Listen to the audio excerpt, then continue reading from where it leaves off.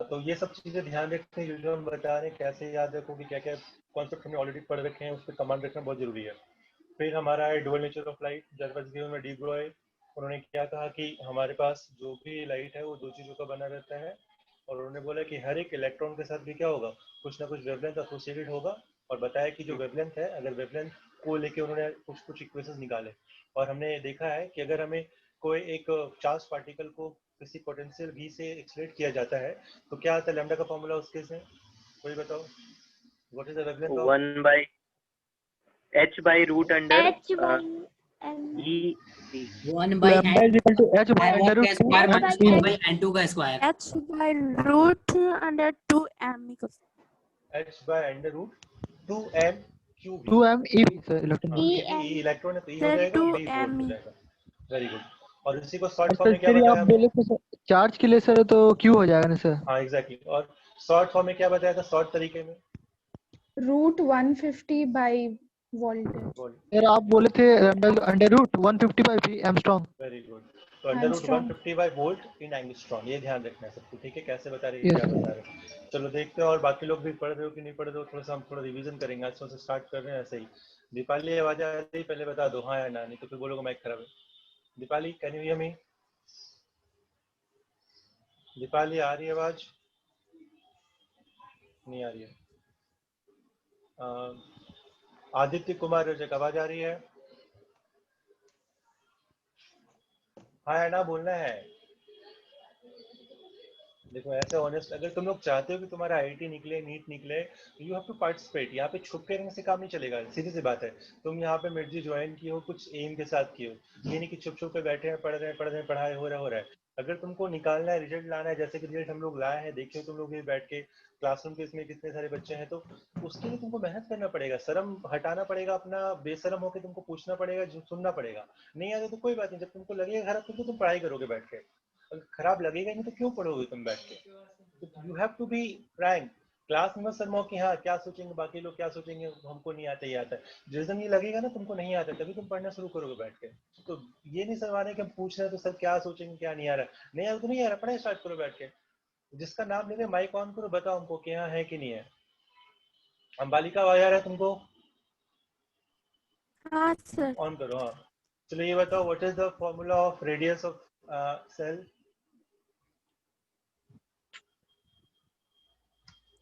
क्या sir radius shell of? का क्या फॉर्मूला, रेडियस ऑफ कोई भी सेल का फॉर्मूला क्या है जो बोर्ड ने दिया था? डोंट टेक टाइम, बिल्कुल मुंह पे रहना चाहिए, इतने देर में तो नोट्स पलट के देख लेंगे। तो व्हाट आई एम सेइंग, देखो ये पूरा कहने का मेरा मतलब क्या है कि अगर हमको निकालना है, कोई अच्छे एग्जाम क्लियर करना है, तो you have to be very fluent, मतलब तुरंत तुमको आंसर बोलना है, ये नहीं कि सोचना है इतना देर बैठ के। इतने देर तुम सोचो कि क्वेश्चन, तब तक तो क्वेश्चन का 2 मिनट निकल गया। हाँ बोलो, सुन रहे हैं। Sir 0.529 into n square by z। Sir क्या किसमें आएगा? 0.529 into n square by z। ठीक है, हाँ तो वो रेडियस किस में आएगा, एंगस्ट्रॉन में या मीटर में या किस में आएगा, नैनोमीटर में? अगर ये फॉर्मूला यूज नैनोमीटर करेंगे में। मालिका हम, नहीं गलत है, एंगस्ट्रॉन में आता है। तो मैं यही कह रहा हूँ कि देखो तुमने सब पढ़ा है, पढ़ने के बाद भी हम गलत कर रहे हैं, तो इसका मतलब क्या है कि हम पढ़ाई कर तो रहे हैं, लेकिन जिस तरह की पढ़ाई हमको चाहिए उस तरह की पढ़ाई नहीं हो रही हमसे। जिस तरह का बिल्कुल कैसे तो टू द पॉइंट हमको चाहिए बिल्कुल। तो वो चीजें करोगे ना तभी तुम्हारा टाइम सेव होगा, क्योंकि तुम जो पढ़ाई करो बोर्ड की तैयारी नहीं कर रहे हो कि जितना टाइम चाहिए उसको दो बैठ के, या सब क्वेश्चन का बराबर नंबर है। 3 घंटे का एग्जाम है जिसकी तैयारी तुम करने जा रहे हो, सिर्फ 3 घंटे का। कल ही परसों रिजल्ट आया, कितनी खुशी मिली मुझे पता है, लेकिन वही है किसी का नहीं होता तो खराब लगता है। अब तो तुम लोग को खुद जागना पड़ेगा, और अभी से जागना शुरू कर दो बैठ के।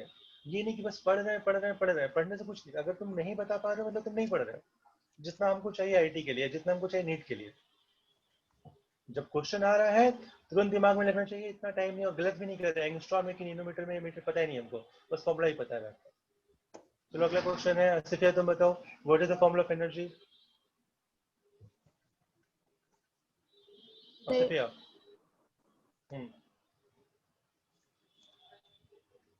Tell me. Minus 13.6 into z square by n square into ये इलेक्ट्रॉन वोल्ट। और अगर हम जूल्स में लेंगे तो क्या करेंगे? अगर जूल्स में करना है कन्वर्ट तो minus क्या करना है? 2.18 into n square by z square joule. नहीं, गलत है। कहाँ गलत है, कोई बताएगा? सर तो कन्वर्ट हो Yes, जाएगा sir. माइनस में 2.18 Sorry, into sir. 10 10 to to the the power power minus minus 18. Exactly. हमें बोलना। कन्वर्ट करना है तो उसको क्या करेंगे, याद नहीं तो कोई दिक्कत नहीं, क्या करोगे 1.6 into 10 को माइनस 19 से मल्टीप्लाई कर देंगे, हमारा आंसर आ जाएगा, राइट?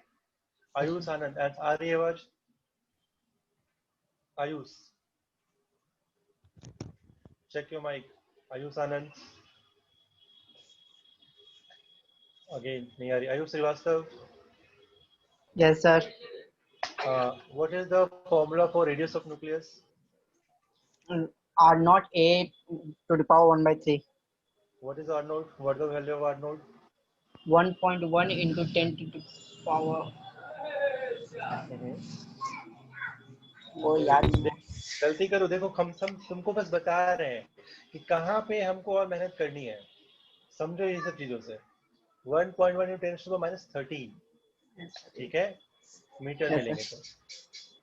तो ध्यान रखना है कैसे कहाँ पे क्या। चलो तो हम देखो ये जो चीज पूरा करवा रहे हैं, क्यों करवा रहे हैं, क्योंकि तुमने सब पढ़ा है, सब लोग पढ़े हो, सब लोग क्वेश्चन बना के बैठे हो, बट आयुष आनंद का डिस्कनेक्ट हो जा रहा है, ओके कोई बात नहीं। बट मेरा कहने का बस मतलब यही है कि कहाँ पे हम लोग को और मेहनत करना है, हमको बस वो समझना है।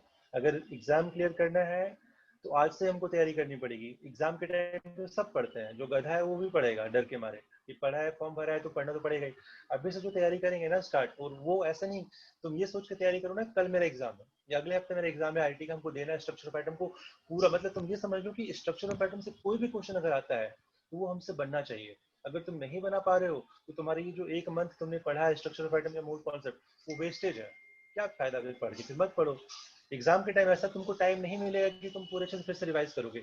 ये जो टाइम तुमको मिला है उसका पूरा यूटिलाइजेशन करो, ताकि इस चैप्टर से अगर क्वेश्चन आता है you should not be living it. अगर तुमने छोड़ दिया तो ये पूरा महीना बर्बाद जो तुमने पूरा पढ़ा बैठ के। So what I am saying, study well, अच्छे से पढ़ाई करो, गलतियां जहां भी हो रही है उसको सही करो, और एटलीस्ट फॉर्मूले तो मुंह पे रखो यार, कम से कम फिजिक्स के, मैथ, केमिस्ट्री के फॉर्मूले मुंह पे होने चाहिए। जैसे आया तो भले आंसर नहीं आता लेकिन फॉर्मूला सर हमको पता है, और सबसे ये होना चाहिए, सबसे हो सकता है ये सब चीज, ऐसा नहीं है कि नहीं हो सकता है। एक लास्ट क्वेश्चन पूछेंगे फिर आगे बढ़ेंगे। दिव्य सर तुम बताओ, what is the value of R Rydberg constant?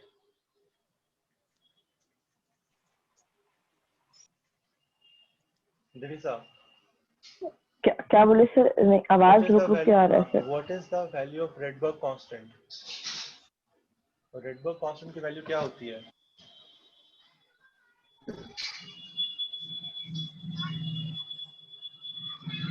नहीं याद है सर। देखो बेटा इसलिए हम बोल रहे हैं ना, सब लोग याद करो। कोई और बताएगा? तुम बताओ। अंजलि, अंजलि शायद न्यू बच्चे हैं, कितना है फिर बता दो। 1.1 into 10 to the power 7 meter inverse. 1.09 into 10 to the power 7 meter per second. 1.1 बोल देंगे, 1.1 10 7 मीटर इनवर्स, ठीक है। Meter तो देखो inverse. यहाँ पे बस हम लोग को यही है कि जो पढ़ा है उसको याद रखोगे, क्योंकि क्वेश्चंस तभी हो पाएंगे जब फॉर्मूले तुमको पता है। और स्ट्रक्चरल पैटर्न इतना इंपॉर्टेंट चैप्टर है कि कोई भी ऐसा ईयर नहीं होगा जिससे क्वेश्चन नहीं बना है, ठीक है। तो एडवांस में भी ध्यान रखना, एडवांस में अगर तुम देखोगे ना तो सिर्फ 5 क्वेश्चन भी तुम तीनों चैप्टर कर लेते हो ना, तुम्हारा सिलेक्शन हो जाएगा। 5 या 7 भी कर लेते हो तुम बैठ के।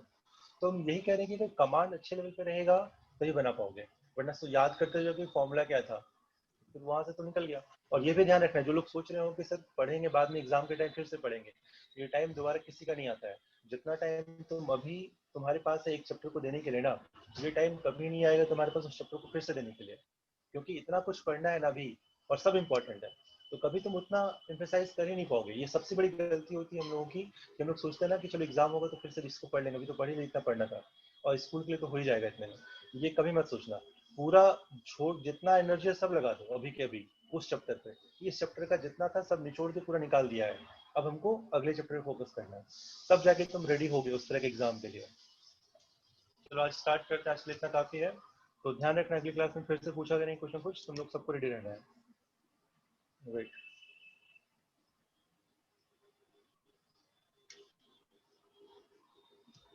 अपने स्ट्रक्चर पे वापस आ जाते हैं, क्या क्या देखा हमने वो देख लेते हैं। तो अभी तक किसी को कोई डाउट है यहाँ तक, जहाँ तक हमने पढ़ लिया है? किसी को कोई डाउट है तो पूछ सकता है, जो हो चुका है वहां तक। सर एक बार हैंसबर्ग अनसर्टेनिटी एक बार सर एनर्जी डेरिवेशन 9 का फिर से समझा दीजिए ना। क्या बेटा फिर एक एक करके हाँ बोलो क्या समझा रहे हैं। एनर्जी लेवल डायग्राम फिर से बताते हैं एक बार। एनर्जी डायग्राम बहुत बड़ी चीज तुम पूछ रही हो, तो और कुछ पोल्यूशन को बता देंगे, फिर वीडियो देख लेना उसके बाद। और कुछ और क्या है दूसरा question? Sir derivation number 9। Derivation number 9 sir मतलब लाइमन सीरीज के जब भी ऊपर। सर क्वेश्चन बनाएंगे ना हाँ हाँ सर, तो N1 N2 में कंफ्यूज हो जाते हैं सर। बताया था ना उसका शॉर्ट ट्रिक क्या है। हाँ सर, N1 छोटा को लेना है, N2 को बड़ा को लेना है। ठीक है। बस हाँ यहाँ पे जब भी तुमको बताया तो एक शॉर्ट ट्रिक हमेशा याद रखो, 1 बाय लैम्डा इसी को वेक्टर नंबर बोलते हैं, वो r times z square 1 by n1 का whole square minus 1 bye n2 का होल स्क्वायर। और ये बहुत इंपॉर्टेंट है क्योंकि बहुत बार पूछा गया है, ठीक है। तो क्या ध्यान रखना है कि देखो कैसे बता रहे हैं, इसको तुम खुद सोचो, कभी याद रखने की जरूरत नहीं पड़ेगा। ये जो लेंथ है, लेंथ कभी नेगेटिव हो सकता है क्या किसी चीज का? Sir no sir. रेजोनेंस कभी नेगेटिव हो सकता है? नहीं हो सकता है। ये हमेशा पॉजिटिव है, ये भी हमेशा पॉजिटिव ही रहेगा, तो ये पूरा चीज भी पॉजिटिव रहेगा। अब r हमेशा पॉजिटिव है, किसी चीज का स्क्वायर हमेशा पॉजिटिव ही रहता है, तो ये वाला पार्ट को होना पड़ेगा बड़ा, ये वाला पार्ट को होना पड़ेगा छोटा, तभी तो बड़े से छोटा माइनस सर करेंगे तो वीडियो रुक गया। पॉजिटिव आएगा। कोई बात नहीं, नेटवर्क प्रॉब्लम होगा, देखो रिकॉर्ड हो ही रहा है। तो मैं क्या कह रहा हूँ कि ये वाले पार्ट को बड़ा होना पड़ेगा, ये वाले पार्ट को छोटा होना पड़ेगा। इस पार्ट को बड़ा करने के लिए हमको n1 को क्या करना पड़ेगा? डिनोमिनेटर को छोटा रखना पड़ेगा, तभी तो ये पूरा पूरा बड़ा हो जाएगा। तो क्या बोलेंगे, अगर हमारे पास कहीं भी ट्रांजिशन हो रहा है n1 से n2 या n2 से n1, तो n1 को हमेशा क्या रखना है? छोटा, और n2 को क्या रखना है? बड़ा। ताकि हम इस चीज को छोटा रखेंगे तो 1 बाय छोटा चीज बड़ा हो जाएगा, ये पूरा बड़ा हो जाएगा, ये पूरा छोटा हो जाएगा। आई बात समझ में कैसे बता रहे हैं? हाँ या ना? हाँ सर। हाँ अगला बोलो, और क्या डाउट है किसी का? जहाँ फंस रहे हो छोटा हार्ड बेसिक गामा कॉन्सेप्ट किसको में। बोलते हैं सर? क्या? Hard gamma. हार्ड गामा देखो, हाँ। गामा रेज जैसे होता है ना, अल्फा अल्फा हो गया, फिर बीटा हो गया, फिर गामा हो गया, उसके पहले क्या होता है अल्ट्रा वायलेट। तो जितना तुम जाओगे ना और उधर जाओ, मतलब कि फ्रीक्वेंसी को तुम और बढ़ाओ, वेवलेंथ को तुम और छोटा करो, उसको बोलते हैं हार्ड गामा। हार्ड मतलब और ज्यादा इंटेंसिटी का ग्रामर। और कोई क्वेश्चन जो भी मन में आ रहा है बोलते जाओ फटाफट। सर हैंसबर्ग प्रिंसिपल का थोड़ा बता दीजिए ना। क्या फिर से बताओ, आवाज कट रहा था हमारे पास। सर ये वाला एक और बार बता दीजिएगा। ये वाला अल्फा बीटा गामा। हाँ सर नहीं सर, आप बोले थे वाला चार्ज वाला सर डेल्टा बताएंगे पी सर, वाला बोले था वो सर वाला। अल्फा पार्टिकल वाला प्रोजेक्टेड वाला चार्ज कभी नेगेटिव जीरो नहीं हो सकते सर वो वाला। सर ये वाला एक और बार बता दीजिए ना, हार्ड गामा। हार्ड गामा जो होता है ना, हार्ड गामा मतलब अगर मान लो तुमसे बोले गामा, एक गामा अल्फा है, एक बीटा पार्टिकल है, एक गामा रेज है, ठीक है, alpha rays, ultraviolet rays, gamma rays और हार्ड गामा रेज ऐसा दे रखा है। तो तुमसे पूछेंगे मतलब हार्ड गामा बस नाम दिया हुआ है, मतलब जिसका फ्रीक्वेंसी ज्यादा रहेगा ना, जैसे मान लो हम इधर फ्रीक्वेंसी बढ़ाते जा रहे हैं, तो गामा के बाद मेरा हार्ड गामा आएगा, जिसकी फ्रीक्वेंसी और ज्यादा होगी, जिसका वेवलेंथ और कम होगा, दैट्स इट। तो अगर गामा और हार्ड गामा पूछा जाए तो क्या बोलेंगे? हार्ड गामा का फ्रीक्वेंसी और ज्यादा रहेगा, इसका फ्रीक्वेंसी थोड़ा सा कम रहेगा, दैट्स इट। जैसे अल्ट्रावायलेट होता है, फिर क्या विजिबल लाइट है, फिर माइक्रोवेव है, फिर इंफ्रारेड है, ऐसा करके भी चलता रहता है। एक रेंज बनाया था हमने, बता रखा है कैसे करते हैं। और बोले सर वो चार्ज वाला, चार्ज का नॉट भी जीरो सर वो वाला था, चार्ज वाला अल्फा वो तो अलग ही पार्टिकल चीज है। से। अरे तो तुम वो जो लिखे थे वो गलत लिखे थे, वो गलत चीज हाँ लिखी वो थी तुम, गलत उसका कुछ। गलत था सर, पूछे हाँ थे वो बाद में। गलत है। चार्ज कभी जीरो, कैसे किसी चीज का चार्ज जीरो हो सकता है कभी? नहीं नहीं सर, सर। जीरो नहीं हो सकता सर, पॉजिटिव चार्ज नेगेटिव ही हो जीरो सकता कर देते हैं, हाँ पॉजिटिव नेगेटिव हो सकता है, तो वो गलत ही था। और बोलो, वो क्वेश्चन थोड़ी ना है, वो तो तुम्हारा गलत है, है। कॉन्सेप्ट नहीं है। और बोलो कोई कॉन्सेप्ट में किसी में दिक्कत? सर पूछ रहे थे हैंसबर्ग अनसर्टेनिटी प्रिंसिपल वो वाला। हाइजेनबर्ग अनसर्टेनिटी प्रिंसिपल में क्या डाउट है बताओ मालिका? Delta x into sir delta P. Delta x into delta P जो मैंने बताया था ना फोर्स। हाँ देखो ये हम बताए थे कि डेल्टा एक्स और डेल्टा पी किससे हाँ बना? सर डेल्टा यही एक्स वाला। होता है, ये होता है पोजीशन में अनसर्टेनिटी, और मोमेंटम होता है मास इंटू डेल्टा वी, ये होता है वेलोसिटी में अनसर्टेनिटी। ये जो है हमने क्या बताया था, कोई भी पार्टिकल, आइदर वो छोटा पार्टिकल हो या बड़ा पार्टिकल हो, अगर वो तेज चल रहा हो या फिर धीरे चल रहा हो, जैसे कि फॉर एग्जांपल अगर कोई कार है, ठीक है, कार का मास मान लो 1000 kg है, ठीक है, तो वो चल रहा है मान लो 50 मीटर पर स्पीड, 50 मीटर पर सेकंड की स्पीड से। तुम क्या करोगे, इसका लैम्डा निकालोगे, क्या होता है लैम्डा, एच अपॉन एम भी। मास पता है, वेलोसिटी पता है, एच पता है, जब तुम निकालोगे तो क्या देखो, इसका लैम्डा ना बहुत छोटा आता है, -34 -32 के हिसाब के लैम्डा आएगा मीटर में, जो बहुत छोटा होता है। तो हम क्या बजाय थे कि कोई बड़ा चीज जब मूव करेगा उसका लैम्डा इतना छोटा होता है कि हम मेजर नहीं कर सकते हैं, मतलब उसमें कहीं ना कहीं इधर आएगा ही आएगा उसके वेव में। और अगर कोई बहुत छोटी चीज है, फॉर एग्जाम्पल कोई इलेक्ट्रॉन है, अगर इलेक्ट्रॉन चल रहा है उसका स्पीड होता है लगभग 10⁻⁶ किलोमीटर पर सेकंड के हिसाब से, और उसका मास हमको पता ही कितना होता है, बहुत छोटा होता है, -32 -34। तो जो भी है उसका मास बहुत कम है, ठीक है, उसका वेलोसिटी बहुत ज्यादा है। जब इसका लैम्डा निकालोगे एच अपॉन एम वी करके, तो इसका लैम्डा क्या आएगा, लगभग आएगा 700 या 700 नैनोमीटर के कुछ अराउंड आता है, मान लो नैनोमीटर में आता है, मान लो नैनोमीटर या एंगस्ट्रॉन में। तो हमको क्या पता है कि ये जो चीज हम मेजर कर सकते हैं, लेकिन कोई इतना फास्ट अगर चल रहा हो उसका पोजीशन तुम बता सकते हो क्या एग्जैक्टली वो कहाँ पे होगा अभी? नहीं सर। नहीं बता सकते हैं, नहीं बताया था ना, नहीं सर, कोई पोजीशन नहीं छोटी बता चीज सकते। का पोजीशन बता नहीं सकते हैं। तो हमने क्या देखा, एक इलेक्ट्रॉन जो छोटा चीज है जो बहुत स्पीड से घूम रहा है उसका पोजीशन नहीं बता सकते हैं, और एक बड़ा चीज है उसका लैम्डा नहीं बता सकते हैं। तो लैम्डा जो है that was nothing but what, lambda को रिलेट कैसे किया था हमने, एच अपॉन एम वी से, ठीक है, एच अपॉन एम वी को क्या बोलते हैं, एच अपॉन पी। तो अगर हमारा एच तो कांस्टेंट है, ये तो बदलेगा नहीं, अगर लैम्डा नहीं तुम मेजर कर पा रहे हो तो पी भी मेजर नहीं कर पाओगे, तो पी में भी तुम्हारा क्या आ गया, अनसर्टेनिटी आ गया। तो हम क्या बोलेंगे, बड़ी चीजों में यहाँ दिक्कत है और छोटी चीजों में यहाँ दिक्कत है, तो दोनों का दिक्कत जो मिला देंगे तो दिक्कत इंटू दिक्कत क्या हो जाएगा, वो दिक्कत जो बड़ा है उसका मल्टीपल कितना आ गया, एच अपॉन 4 पाई। मतलब ये जो प्रॉब्लम है, ये जो एरर है, that must be greater than H upon 4 पाई, इससे बड़ा ही होगा, इससे छोटा कभी नहीं हो सकता है। Is it clear? Yes, sir. ठीक, और बोलो, और कोई डाउट नहीं किसी पार्ट में? Sir black body sir radiation क्या एनर्जी होता और है? टाइम के टर्म से ही बताइए ना सर एक बार। क्या? सर इसको ब्लैक सर बॉडी, सर हम लोग अभी किए हैं सर, ये अनसर्टेनिटी वाला, हाँ हाँ। इसको सर एक बार एनर्जी और टाइम का हम्म। फॉर्म में भी बता दीजिए ना। एनर्जी टाइम के फॉर्म में बस ये ध्यान रखो, उसका कहीं क्वेश्चन तुमसे नहीं पूछा जाएगा, बस ध्यान रखना equation delta A into delta T that is greater than H upon 4 पाई। इसको बस तुमको इक्वेशन याद रखना है, कभी पूछा नहीं जाएगा तुमसे। हम प्रूव कैसे किए वो देख लेना, रिकॉर्डेड वीडियो में पड़ा हुआ। तुम क्या बोलो, ब्लैक बॉडी रेडिएशन बताएं। Yes sir. हाँ सर, थोड़ा ब्लैक बॉडी रेडिएशन से। देखो Okay. देखो रेडिएशन मतलब कुछ नहीं होता है, कोई भी एक बॉडी ले लो, ठीक, कोई बॉडी, बॉडी का मतलब है कोई भी, it could be a solid, it could be liquid, it could be gas, कुछ भी हो सकता है। कोई भी ऑब्जेक्ट है, उस ऑब्जेक्ट को अगर हम ले लें और उसको गर्म करें, तुम लोग वीडियो देखते नहीं हो, देख लेना अच्छे से फिर से। उसको अगर हम गर्म करेंगे तो क्या कहता है ये कि सेकंड या फिर से अनस्टेबल हो रहा है कनेक्शन, तो हाँ ठीक है नेट। तो क्या बोल रहे हैं कि अगर इसको हम गर्म करेंगे तो कुछ ना, जब भी तुम गर्म करोगे तो क्या होगा, हर तरह का वेवलेंथ यहाँ से निकलेगा, लैम्डा, हर तरह का lambda, lambda 1, lambda 2, lambda 3, lambda 4, lambda 5, हर तरह का वेवलेंथ निकालता रहेगा, ठीक है। और हम क्या बोल रहे थे कि ये जो कलर होगा, इसका जो कलर होगा इस ऑब्जेक्ट का, वो उसके रिस्पेक्ट में होगा जिसका लैम्डा सबसे ज्यादा है। मान लो कि अगर हमारे पास 700 नैनोमीटर का सबसे ज्यादा निकल रहा है, इंटेंसिटी सबसे ज्यादा निकल रही है, तो इस ऑब्जेक्ट का कलर क्या होगा, इसी कलर के रिस्पेक्ट में आएगा।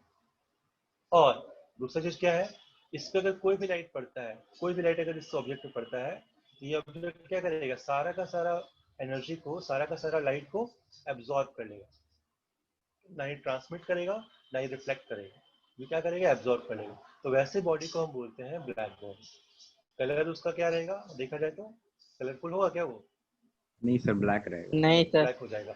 लेकिन अगर उसको हम हीट करेंगे, अगर हीट करेंगे तो क्या है, कलरफुल होगा कि नहीं होगा, हाँ सर, उससे सर कलर चेंज होगा सर हीट लैम्डा के साथ। करेंगे तो कलरफुल होगा, अगर उसको तुम गर्म करोगे that will be colourful, and that colour will be depending upon the wavelength which is emitted in the maximum intensity. Okay, तो ये ध्यान रखना, इसी को हम बोलते हैं ब्लैक बॉडी। अब उसके थ्रू जो रेडिएशन निकल, ये लैम्डा निकल रहा है, इसका जब ग्राफ बनाते हैं हम, कैसा ग्राफ बनाते हैं, ऐसा ग्राफ बनाते हैं, इंटेंसिटी यहाँ पे रहता है और यहाँ पे लैम्डा रहता है, तो हम जो बनाते हैं ऐसे सा कुछ ग्राफ आता है, ऐसे सा कुछ ग्राफ आता है।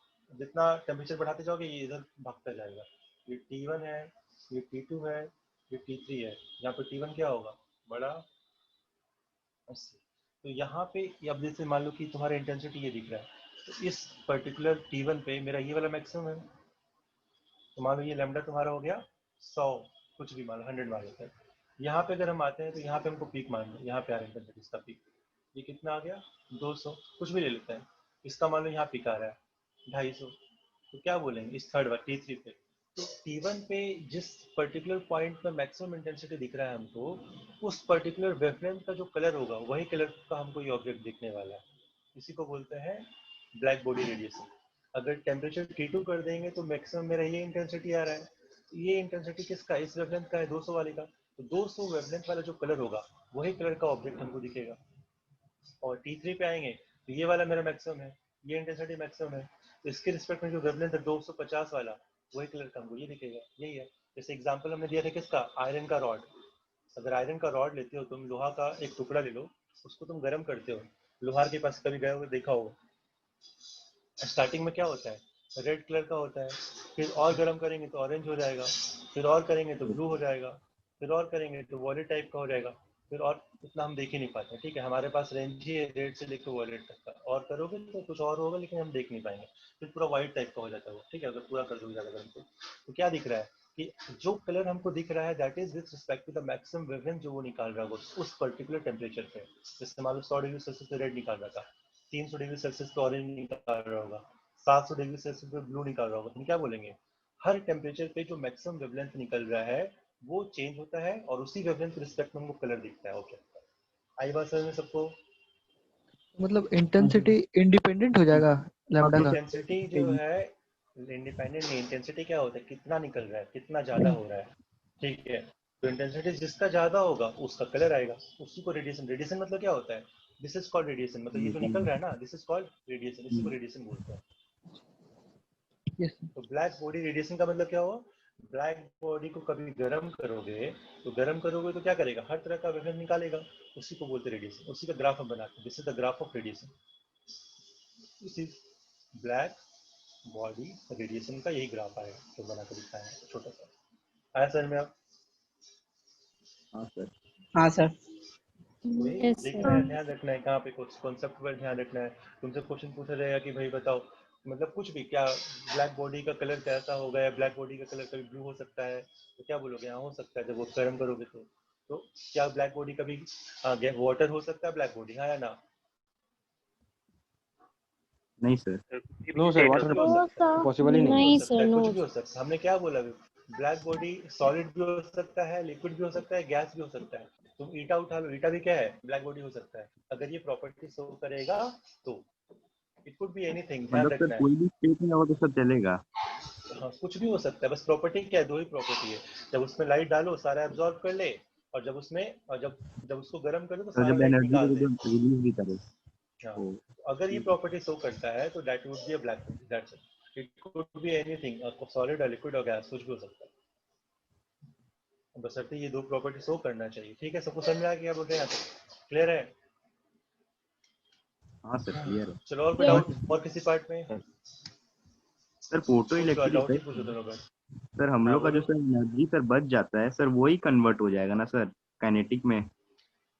ऑब्वियसली ना, जैसे मान लो अगर मेटल है, मेटल पकड़ के रखता है अपने हर इलेक्ट्रॉन को 10 वोल्ट से, 10 इलेक्ट्रॉन वोल्ट से, तो तुम क्या करोगे, जब तक कि वो फोटोन आ रहा है, इसको एनर्जी दे रहा है 10 इलेक्ट्रॉन वोल्ट, तब तक पकड़ के रखेगा। जैसे 10 इलेक्ट्रॉन वोल्ट से ज्यादा एनर्जी का फोटोन आया या उसके बराबर, तो क्या होगा, इलेक्ट्रॉन निकल जाएगा। मान लो कि तुमने एक फोटोन दिया इसको जिसका 20 इलेक्ट्रॉन वोल्ट एनर्जी है, और पकड़ के रखा 10 इलेक्ट्रॉन वोल्ट से, तो क्या होगा, 10 तो निकालने में खत्म बाकी हो का गया, 10 में बाकी काइनेटिक 10 हो से जाएगा। भागेगा उड़ते।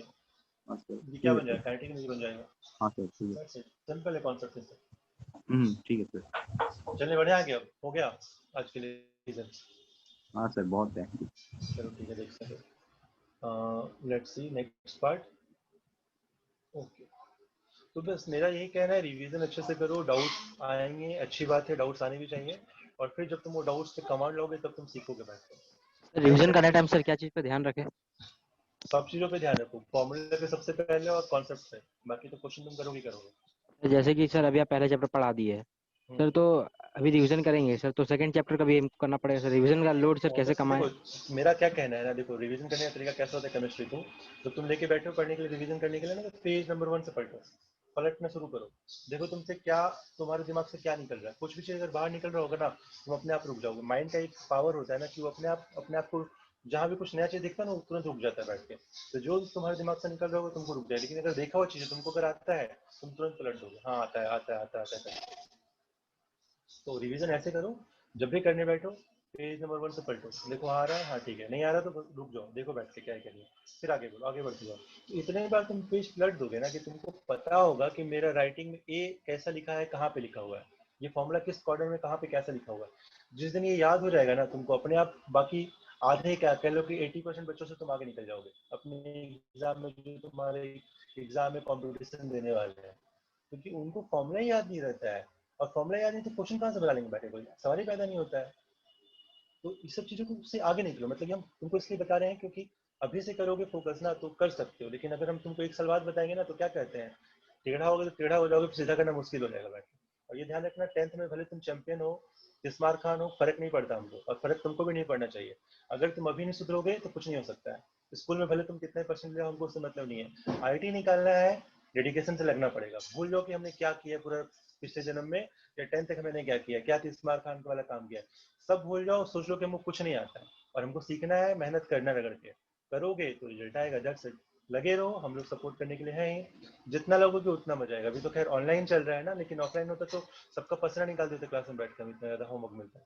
बट ठीक है, अभी लगे रहो, अच्छे से करो, और बस ध्यान देना कहाँ पे गलती कर रहे हैं, कहाँ पे गलतियां करोगे वो तुम्हें ही बेटरमेंट देगा। और शर्माओगे नहीं, पूछना है, बताना है, बेशरम टाइप के हो जाओ कि हाँ नहीं आ रहा है सर बताइए, या फिर पूछे तो हाँ ठीक है कोई बात नहीं, जैसे दीदी सर ने बोला ना कि सर नहीं आता है, इससे कोई खराब तो नहीं लग गया हमको सुनने में। तुम लोग भी बोलो कि हाँ नहीं आता है, बस उसको पढ़ो। लेकिन अगर नहीं पढ़ोगे तो बुरा लगेगा कि हम पढ़ भी नहीं रहे और आ भी नहीं रहा है। क्या बोल रही है, हाँ ठीक है चलो कोई दिक्कत नहीं। ओके ठीक है, रिवीजन पे फोकस करना। देखो केमिस्ट्री और बायोलॉजी ये ऐसे सब्जेक्ट्स है ना जिसपे रिवीजन सबसे स्ट्रांग चाहिए। फिजिक्स में फॉर्मूला भी याद होना बहुत जरूरी है, क्योंकि फिजिक्स में फॉर्मूला बहुत लोगों को पता नहीं होता है, तो वो सब भी बिल्कुल दिमाग में रखो। बाकी मैथ्स तो प्रैक्टिस का चीज है, जब मन नहीं लग रहा मैथ्स बनाने बैठ जाओ, अपने आप मन लग जाएगा बैठ के। आगे देखें हम लोग, इधर स्टार्ट करें अब। हाँ सर। हाँ ठीक है, देखो तो ऑर्बिटल और ऑर्बिट दोनों मिलता जुलता कॉन्सेप्ट है। ऑर्बिट जो था ये किसने दिया था, ऑर्बिट का कॉन्सेप्ट? Sir Rutherford. हाय, कहाँ से रदरफोर्ड आ गया? और बताओ। सर तो नील बोलो बोर। मैडम, कुछ पूछ रहे हो क्या बोर। मैडम? यस बोलो क्रॉन बोलो क्या पूछो? क्या स्ट्रोडिंजर, स्ट्रोडिंजर। रोडेंजर हाँ वो इक्वेशन आप नहीं कर रहा है। अभी साइज तो कराना है, अभी बचा है, कहाँ पढ़ा है, अभी तो पढ़ाई स्टार्ट कर रही थी, तो अभी तो बचा हुआ पूरा। ठीक है, तो ऑर्बिट और ओके सर। ऑर्बिटल में क्या डिफरेंस होता है पहले समझ लेते हैं। Orbit was given by Niels Bohr. उन्होंने बताया ना कि एक स्टेशनरी पाथ है जहाँ पे इलेक्ट्रॉन हमेशा वहीं घूमता रहता है, तो उसको क्या बोल दिया उन्होंने, ऑर्बिट बोल दिया। बट ऑर्बिटल वाला जो कॉन्सेप्ट है बिल्कुल एक अलग तरह का कॉन्सेप्ट है, जो बताता है प्रोबेबिलिटी डायग्राम से कि यहाँ यहाँ यहाँ कुछ कुछ तो है, इसको ऑर्बिटल बोल दिया। मतलब क्या है, अगर 90 से 95% चांस इलेक्ट्रॉन को मिलने का, दैट इज कॉल्ड ऑर्बिटल। पढ़ लेते सर क्या डिफरेंस निकलता है। Defined by the region of space around the nucleus where the probability of finding electron is maximum. मतलब न्यूक्लियस के अराउंड ऐसा वो जगह है जहाँ पे इलेक्ट्रॉन के मिलने के चांसेस मैक्सिमम होते हैं, उसको हम बोलते हैं ऑर्बिटल। नोट करो।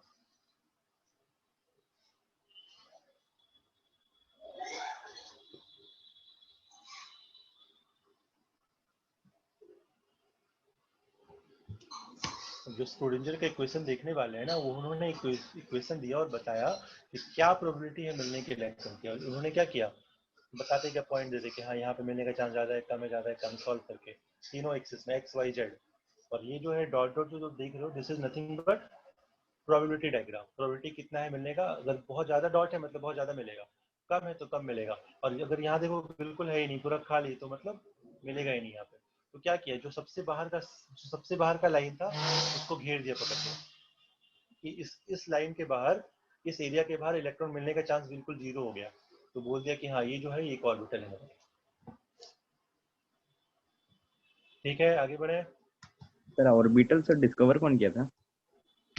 ऑर्बिटल डिस्कवर नहीं किया गया, मतलब वो ऑलरेडी पहले से प्रेजेंट। डिस्कवर उसको करते हैं, मतलब कह सकते हो it was given by Schrödinger, अभी के लिए फिलहाल इस समय में। तो यहाँ पे कुछ डिफरेंसेस है हमारे पास जो हमें ध्यान रखना है। Go through this once. क्या क्या हम बता देते हैं। फर्स्ट क्या, orbit, it is a well defined circular path, it is the region of space around the nucleus. ठीक है, जहाँ पे इलेक्ट्रॉन मिलने के चांसेस ज्यादा होते हैं। ये एक रीजन है, एक कोई लाइन नहीं है जहाँ पे इलेक्ट्रॉन मिलेगा। सेकंड क्या है, it remains the planar motion of electron. हमें पता है इलेक्ट्रॉन क्या है, हम क्या मान लेते हैं कि भाई ये रखा हुआ है, इसके अराउंड घूम रहा है। हम तो ये मानते नहीं कि हर जगह घूम रहा है। सुनो खुद से, समझो चीजों, कितना बड़ा चीज हम लोग गलती कर रहे हैं। हम अगर ऑर्बिटल बोलते हैं ये न्यूक्लियस हो गया, तो तुम इसको ऑर्बिट बोल रहे हो ना, हाँ या ना? हाँ सर, इसी को ठीक बोलते है, हैं सर अब इसी न्यूक्लियस को तुम एटम। ऑर्बिट बोल रहे हो, ये तो लेकिन एक प्लेन में आ गया, एक सर्कुलर हो गया। ये तो क्या एटम सर्कुलर होता है या स्फेरिकल होता है? सर स्पेरिकल होता है। Spherical. हम बहुत स्फेरिकल गलत होता है, है। समझो कितना ज्यादा गलत है। हम बस ये बोल रहे हैं कि हम ऑर्बिट को प्लेनर कॉन्सेप्ट मान के चलते हैं, लेकिन ये कैसा है? 3D कॉन्सेप्ट, क्योंकि एटम 3D में ना कि 2D में। कोई प्लेन में एटम नहीं रहता है, एटम पूरा हवा में है, पूरा गोल गोल। तो एक स्फीयर होना चाहिए ना कि एक ऑर्बिट। समझ लो क्या बोल रहे हैं? तो this is the wrong part. आगे देखते हैं क्या है।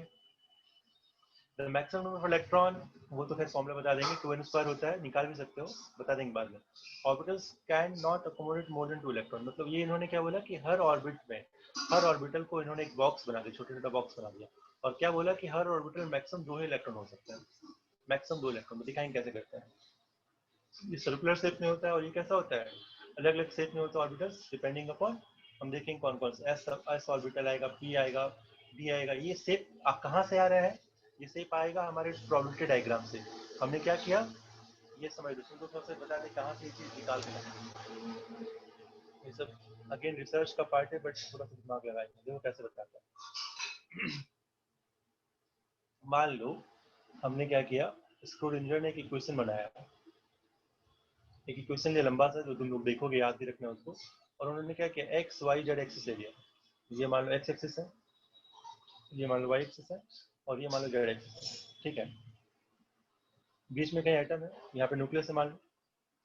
अब उन्होंने क्या किया, इस इक्वेशन को सॉल्व करके देखा कि इलेक्ट्रॉन कहाँ कहाँ मिलता है, कहाँ कहाँ मिलता है। जहाँ इलेक्ट्रॉन मिल रहा था वहाँ उन्होंने डॉट बना दिया। और उस तरह से क्या किया, हर डिस्टेंस पे बढ़ते गए, एक्स की तरफ भी बढ़ते गए, वाई की तरफ भी बढ़ते गए, जेड की तरफ भी बढ़ते गए। तो उन्होंने ना डॉट डॉट बनाते गए, जहाँ इलेक्ट्रॉन मिला डॉट डॉट बनाते गए, हाँ मिल रहा है, मिल रहा है, मिल रहा है, ऐसा करके। फिर देखा कि मिलना बंद हो गया, मिलना बंद हो गया, फिर कहीं से मिलना शुरू हो गया, फिर यहाँ से मिलना शुरू हो गया। समझना ये कैसे बता रहे हैं। तो पहले क्या देखा कि यहाँ मिला मिला मिला मिला, फिर यहाँ मिलना बंद हो गया। तो जहां तक मिला और जहां तक मिलना बंद हो गया, उसको क्या किया, एक बाउंड्री लाइन से डिफाइन कर दिया। ये ऐसे बाउंड्री मार दिया चारों तरफ कि ये जो है इलेक्ट्रॉन इसके अंदर मिलेगा, इसके बाहर नहीं मिलेगा। और वो जो प्लेन था, वो जो बाउंड्री था जिसको जो सेपरेट कर रहा था, उसको बोल रहे नोडल प्लेन। वो प्लेन जो सेपरेट कर रहा है इलेक्ट्रॉन को मिलने के और इलेक्ट्रॉन के ना मिलने के, मतलब इसके बाहर इलेक्ट्रॉन मिलने का चांस जीरो हो गया, खत्म हो गया, उसको बोल दिया उन्होंने नोडल प्लेन। फिर देखा कि आगे बढ़े, इलेक्ट्रॉन नहीं मिला, फिर लेकिन इलेक्ट्रॉन मिलना शुरू हो गया, फिर इलेक्ट्रॉन मिलना शुरू हो गया, मान लो ऐसे ऐसे शुरू हो गया। ठीक है, फिर शुरू हो गया, फिर मिलना, फिर बंद हो गया कुछ देर के बाद। तो फिर उन्होंने क्या किया, फिर उसको सर्कल मार दिया, जो भी शेप आ रहा हो। अभी सर्कुलर था, सर्कुलर शेप मार दिया ऐसा करके। और उन्होंने फिर से बोल दिया क्या, ये भी एक ऑर्बिटल है भाई, एक स्फीयर मिल रहा है हमको। उसको फिर बोल दिया कि ये भी एक ऑर्बिटल है। बाद में देखेंगे, इसको बोलते हैं 1s, इसको बोलते हैं 2s। फिर देखा थोड़ा आगे बढ़ के 3s आएगा, 4s आएगा, ऐसा करके। फिर कुछ अलग अलग शेप्स भी आ रहे, सिर्फ यही शेप नहीं थे, कुछ अलग शेप्स थे। कैसे, वो भी दिखा दे रहे हैं। कुछ ऐसे शेप्स भी आ रहे थे। जब आगे बढ़ा उन्होंने देखा कि कुछ ऐसा शेप्स आ रहा है, इलेक्ट्रॉन मिल रहा है, मिल रहा है, मिल रहा है, ऐसा करके। जो डॉट्स दिख रहे हैं तुमको, बस वही इलेक्ट्रॉन मिल रहे हैं। तो देखा इलेक्ट्रॉन मिल रहे थे, और उसके बाद मिलना बंद हो गया। उन्होंने उसको पूरा पकड़ के घेर दिया, घेरा तो उसका एक शेप ऐसा आ गया। मतलब क्या बोला कि यहाँ इलेक्ट्रॉन मिलने के चांसेस हैं। इस तरह के शेप को, डम्बल शेप को बोलते हैं पी ऑर्बिटल। जो गोल गोल है उसको बोल दिया एस ऑर्बिटल। समझ में आया क्या बोल रहे हैं, कैसे बोल रहे हैं, कहाँ से बोल रहे हैं? Yes, sir.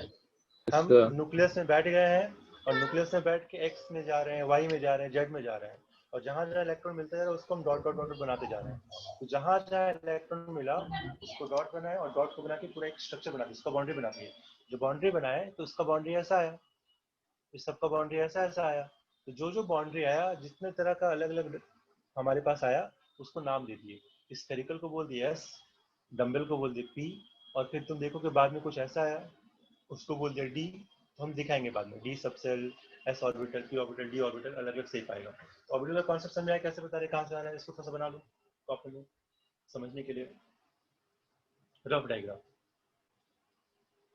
नोडल प्लेन क्या होता है, जो सेपरेट करता है। This is also nodal plane. Sir nodal plane पे इलेक्ट्रॉन्स मिलेगा? नोडल प्लेन पे इलेक्ट्रॉन नहीं मिलेगा, उस पे इलेक्ट्रॉन मिलने के चांस जीरो हो जाए। एंटी नोड मतलब सर? वही जहाँ पे नहीं मिलेगा। एंटी नोड मतलब बिल्कुल मैच करता है, दिखा देंगे। तो एंटी नोड में इलेक्ट्रॉन नहीं मिलेगा? दिखाते, रुक जाओ पहले जितना बताया उसको सुनो पहले आपको सब करवाएंगे। Yes sir. तो सुनो। सर नोडल पेंट जो है सर वो किसको किसको सेपरेट करेगा?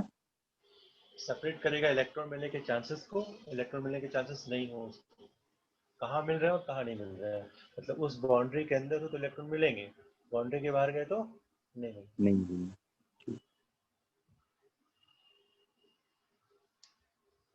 डन।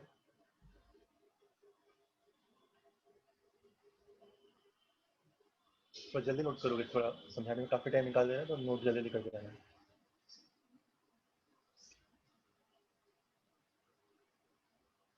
हो गया सर।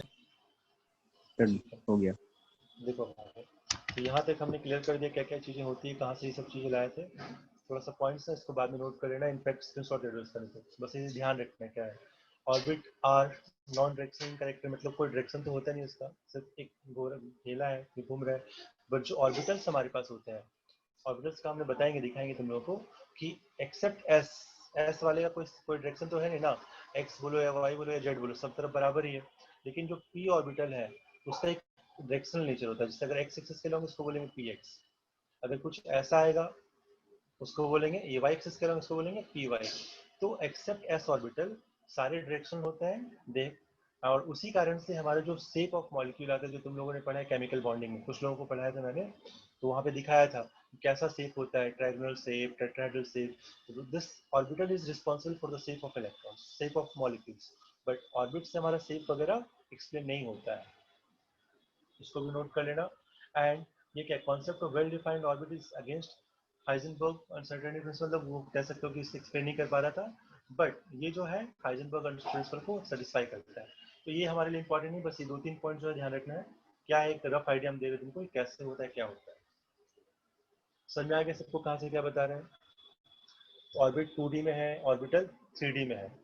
ऑर्बिट का डायरेक्शन नेचर नहीं होता है, लेकिन ऑर्बिटल्स का डायरेक्शन नेचर होता है, जैसे दिखाया है पी एक्स पी वाई वगैरह वगैरह। तो ये जो आगे का पार्ट है ना, ये हमारे लिए काफी इंपॉर्टेंट रहेगा, वो हम देखते हैं कौन कौन सा। तो नेक्स्ट हेडिंग लिखो शेप ऑफ ऑर्बिटल्स,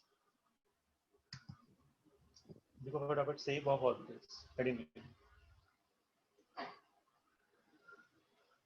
तो हमारे पास तीन तरह, मतलब देखो शेप तो स्क्रीन पूरा ब्लैक हो गया है। अभी भी है ब्लैक, फिर से कनेक्ट कर लो, यस करो सर। फिर से कनेक्ट करो। सबको नजर आ रहा है ना?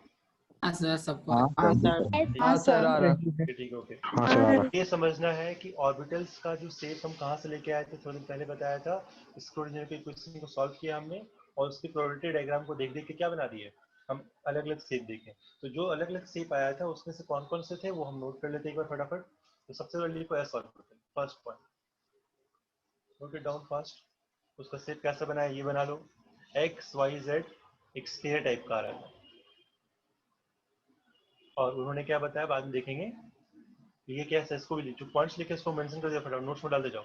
It is non directional and closest to nucleus, क्योंकि सबसे पहले यही मिला, न्यूक्लियस है मेरा ये वाला बीच में, तो सबसे पास हमको यही दिखा, तो क्लोजेस्ट भी था, और कोई डायरेक्शन नहीं है, मतलब एक्स में वाई में जेड में सब बराबर, तो नॉन डायरेक्शनल नेचर का है। और ऑब्वियसली सबसे नीचे है इसलिए लोवेस्ट एनर्जी का है, न्यूक्लियस से सबसे पास है तो ऑब्वियसली सबसे नीचे है।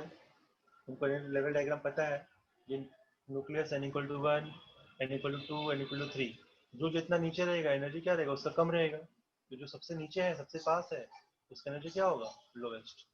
यस सर कम रहेगा, माइनस में। ऑब्वियसली माइनस में रहेगा लेकिन लोवेस्ट रहेगा।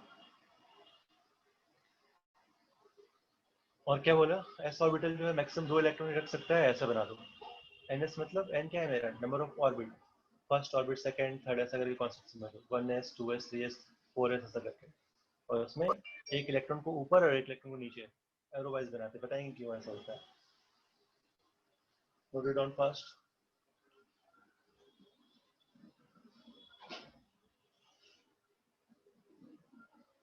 हो जाए तो बताना। सर लास्ट में जो आप बताए दोबारा बताइए ना सर। हर एस ऑर्बिटल में 2 इलेक्ट्रॉन ही हो सकते हैं, और 2 इलेक्ट्रॉन को कैसे दिखाते हैं, एक को ऐसे दिखाते हैं दूसरे को ऐसे दिखाते हैं। ये रीजन है, बताएंगे बाद में। पॉलिस एक्सक्लूजन प्रिंसिपल ऐसा क्यों बताता है, फिलहाल बनाओ। हम लोग एसपीडीएफ ऑर्बिटल ही पढ़ते हैं, जैसे जी ऑर्बिटल भी होता है। होता है ना, होगा, बताएंगे, सब बताएंगे, अभी पेशेंस रखो। होता नहीं है लेकिन हो सकता है। अगर क्वेश्चन तुमको हाइपोथेटिकल दे देगा तो तुम बना सकते हो, या फिर कह सकते हो आने वाले फ्यूचर में हो सकता है, जब ढूंढे जाएंगे इलेक्ट्रॉन, जब ढूंढे जाएंगे एलिमेंट्स और आगे के। सब पढ़ेंगे, सब पढ़ेंगे, टेंशन मत लो। अगला लिखो, पी ऑर्बिटल।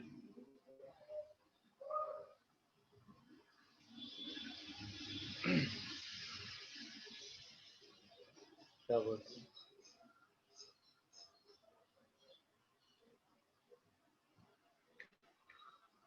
हाँ वो तो था ही। देखो वीडियो लेक्चर वॉज बेसिक प्रेम प्रतीक, ठीक है ना, वो सिर्फ बेसिक्स है, बट यहाँ हम जो पढ़ रहे हैं ना वो तुम्हें काम आएगा। मतलब एडवांस की तैयारी वो वीडियो से नहीं हो सकती है, एडवांस में पढ़ना तो थोड़ा सा कुछ मेहनत करना। इनफैक्ट इसको करके तुमको कहीं डाउट, किसी भी बुक को बना लो, सारे बुक के क्वेश्चन तुमसे बनेंगे, कहीं छूटने वाला नहीं रहेगा। तो पी में देखते हैं क्या क्या होता है। पी में हमारे पास 3 तरह के होते हैं, क्योंकि ऑब्वियसली तुमको पता है 3 डायरेक्शन होता है, x, y and z, right. तो 3 डायरेक्शन अगर हम लेंगे तो तीनों, अब हम ये फिर से बता रहे हैं कहाँ से आया। स्टूडेंट ने अपने क्वेश्चन को सॉल्व किया और डॉट डॉट डॉट डॉट को अपनी तरफ बनाते चले गए, बनाते गए तो देखा एक्स के लॉन्ग ऐसे आया, वाई के लॉन्ग ऐसे आया, जेड के लॉन्ग ऐसे आया। उन्होंने नाम रख दिया, इसको बोल दिया पी एक्स, इसको बोल दिया पी वाई, इसको बोल दिया पी जेड।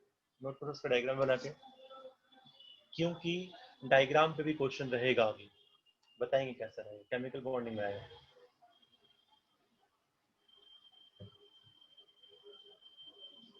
सर कोई भी चीज के लिए सर थ्योरी इंपॉर्टेंट है सर इसमें। थ्योरी देखो हर जगह इंपॉर्टेंट है, थ्योरी समझने के लिए इंपॉर्टेंट होता है। सर हमको थ्योरी पर इंटरेस्ट नहीं करता है।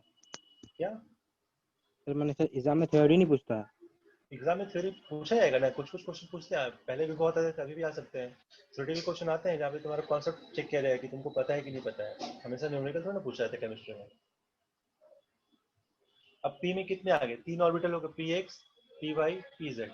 तो इसको हम ऐसे बनाते हैं, एक बड़ा सा बॉक्स लिए, उसको 3 भाग में डिवाइड कर दिए, एक को बोलते हैं पी एक्स, एक को बोलते हैं पी वाई, एक को बोलते हैं पी जेड। अब इन तीनों की एनर्जी क्या है, सेम है, इसलिए इसको ऐसे रख दिया। और जिसकी एनर्जी सेम होती है उसको बोलते हैं डी जेनरेट ऑर्बिटल्स। ध्यान रखना, इसका मतलब क्या है, those orbitals having same energy are called degenerate orbitals। यहाँ पे ऐसा बना लेंगे, 3 बॉक्स बना दिया, हर एक में 2 इलेक्ट्रॉन। टोटल कितने इलेक्ट्रॉन आ गए, 6। तो पी में हमारे पास मैक्सिमम 6 इलेक्ट्रॉन हो सकता है। आगे बढ़े।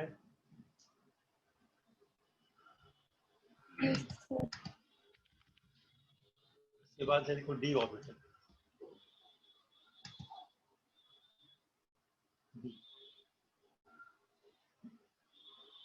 डी ऑर्बिटल जो तुम्हारे 12th में काम आएगा, कोऑर्डिनेशन कंपाउंड एक चैप्टर आएगा जहाँ पे तुमको हम पढ़ाएंगे।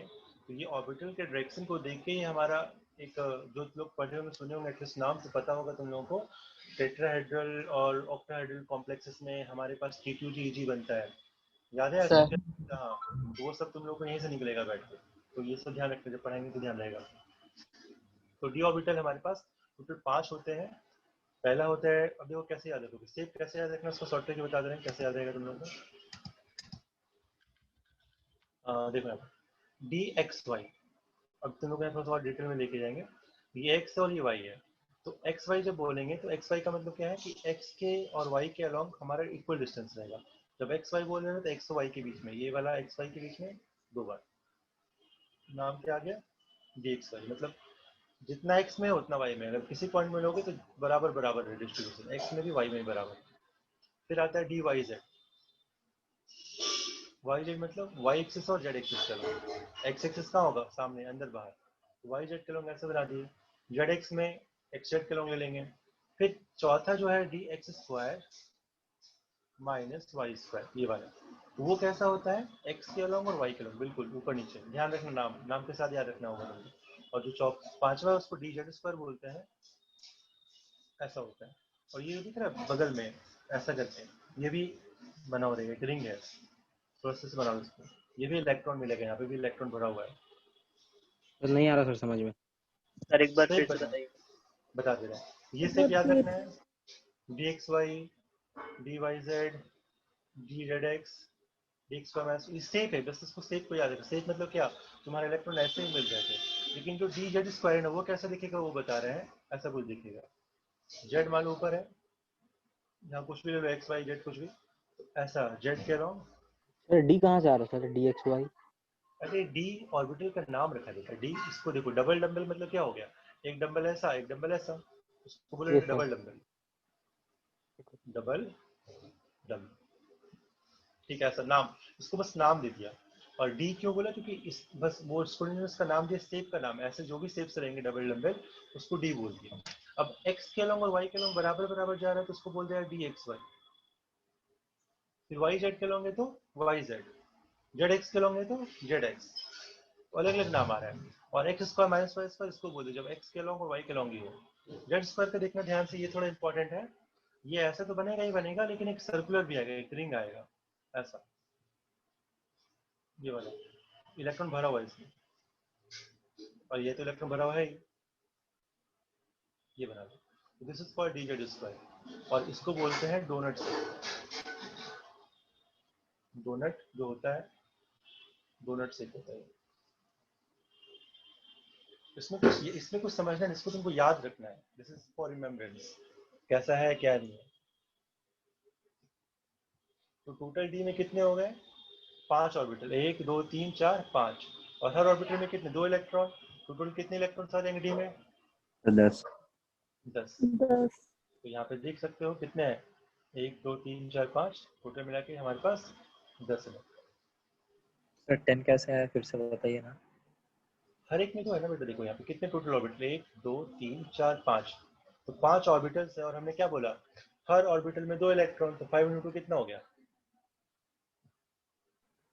मतलब ये जो है एक एटम में, मतलब ये 5 टाइप्स का पूरा मिलेगा। एक एटम में अगर हम डी में जाते हैं, डी जो है तुम्हारा ऑर्बिटल का शेप है, मतलब उन्होंने क्या किया इसको, टीचर ने ऐसे वाले शेप्स को, डबल नंबर वाले शेप को डी नाम दे दिया, मतलब ये पकड़ लो ना, ऐसे ऐसे वाले, और इसको डी नाम दे दिया कि ये डी है। अब डी में अलग अलग तरफ से गए, देखा कि डी के पास अगर एक्स के लॉन्ग है, वाई के लॉन्ग है, जेड के लॉन्ग है, तो हमको ये 5 तरह का शेप मिला। कहाँ से शेप आ रहा है, कोई बताएगा, ये शेप कहाँ से आया।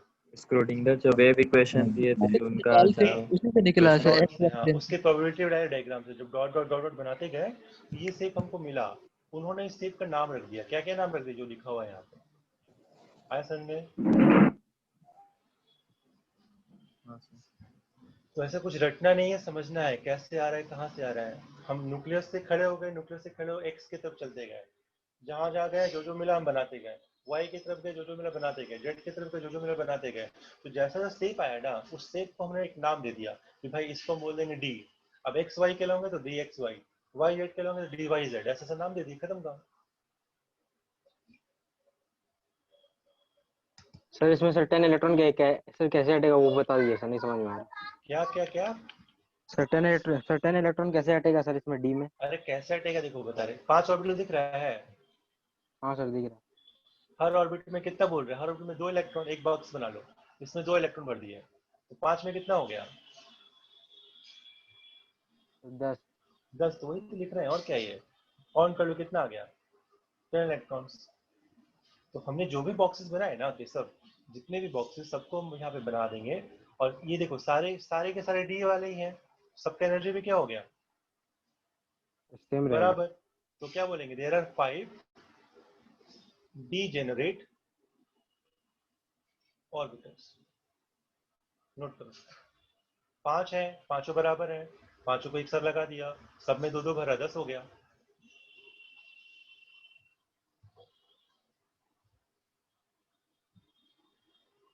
तो ठीक है, डीजेनरेट ऑर्बिटल क्या बोले थे, मतलब जो इसका डीजेनरेट का सेम मतलब एनर्जी होगा। होता है, हाँ, जिसकी एनर्जी सेम होती है उसको बोलते हैं डीजेनरेट ऑर्बिटल्स।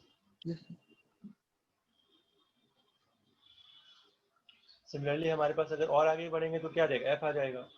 एफ में कितना होता है, उसका जो शेप काफी कॉम्प्लेक्स होता है, तुम लोग गूगल करके देख लेना, दिख जाएगा तुमको। 14। तो अब जिससे देखो तुम्हारा पहले 2 था, फिर 6 था, फिर 10 था, कितना 4 का गैप आ रहा है ना हमेशा, कितना हो जाएगा फिर 14 14 हो 14. गया। F के बाद मान लो G आता है तो कितना हो जाएगा? 20 18 18 सर 18 हाँ चलता रहेगा ऐसा करके। तो ठीक है, सबको ध्यान रखना है ऐसा। लेकिन हम लोग F तक ही क्यों बनाते हैं? उसके आगे एलिमेंट नहीं जाता है। उसके आगे हमारे पास एलिमेंट्स find है ही नहीं नहीं हुआ जो है। हमने अभी तक ढूंढे हैं। जितने एलिमेंट ढूंढे हैं वो F तक में सब भरा जाता है। F के बाद हम भरे नहीं, मतलब है ही नहीं हमारे पास। तो वो हम देखेंगे कैसे भरते हैं, कहाँ भरते हैं, समझ में अपने आप आता है। नोट कर लो, सेव बना लो सब, पांचों का पांचों सेव कॉपी में। हाँ सर। ठीक है, आगे देखते हैं। उसके बाद हम लोग जो देखने जा रहे हैं वो काफी इंपॉर्टेंट पार्ट है, जिसको क्वेश्चन बहुत ज्यादा बनेगा। इसको बोलते हैं क्वांटम नंबर। तो क्वांटम नंबर जो होता है, ये समझ लो कि एड्रेस होता है। जैसे इलेक्ट्रॉन कहाँ पे है एटम में, उसके एड्रेस को हम बोलते हैं क्वांटम नंबर। ऐसा लिख लो, address of electron in atom, उसको हम क्वांटम नंबर से निकालते हैं। जैसे फॉर एग्जांपल अगर तुम हो तो तुम्हारा एड्रेस क्या है? तुम कह सकते हो कि पहले तो वर्ल्ड अर्थ में रहते हो, अर्थ पे कहाँ? इंडिया में रहते हो, इंडिया में कहाँ? झारखंड में हो, झारखंड में कहाँ? जमशेदपुर में हो, जमशेदपुर में कहाँ? बिष्टुपुर में, या कहीं पे रहते हो। तो एग्जैक्टली तुम्हारा कुछ ना कुछ एड्रेस होता है जहाँ पे तुम मिलते हो, है ना।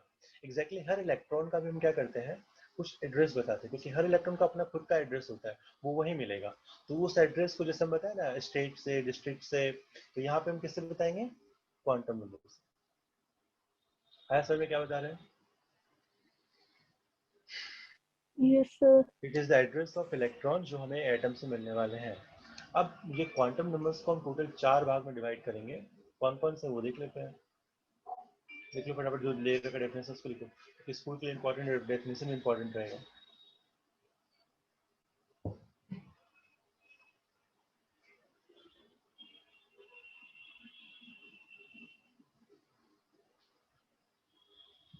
हमें 4 नंबर चाहिए होते हैं, 4 क्वांटम नंबर चाहिए होते हैं, जिससे हम किसी भी इलेक्ट्रॉन का एड्रेस बता सकते हैं, जिसको हम बोलते हैं quantum number.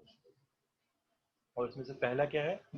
Principal quantum number, जिसको हम स्मॉल एन से डिफाइन करते हैं। ये किसने बताया था?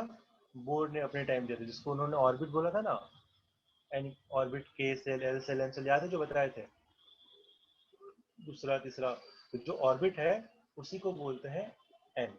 मतलब एन इक्वल टू 1 मतलब पहला ऑर्बिट, एन इक्वल टू 2 जो तुमने पढ़ा है दूसरा ऑर्बिट, 3 तीसरा ऑर्बिट, इसी को बोलते हैं K shell, L shell, M shell and so on. तो के एलिमेंट इसको बनाते हैं 1 2 3 4। इसको भी नोट करो फटाफट जल्दी से। Note the definition also.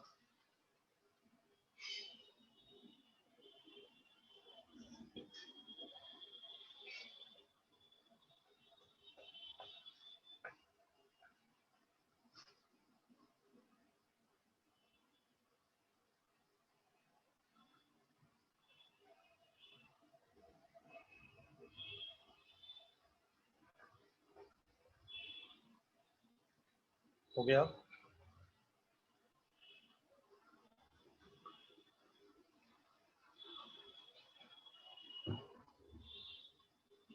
जैसे हो जाए नोट तुरंत बताओ कि हो गया सर, ऐसा करते हैं।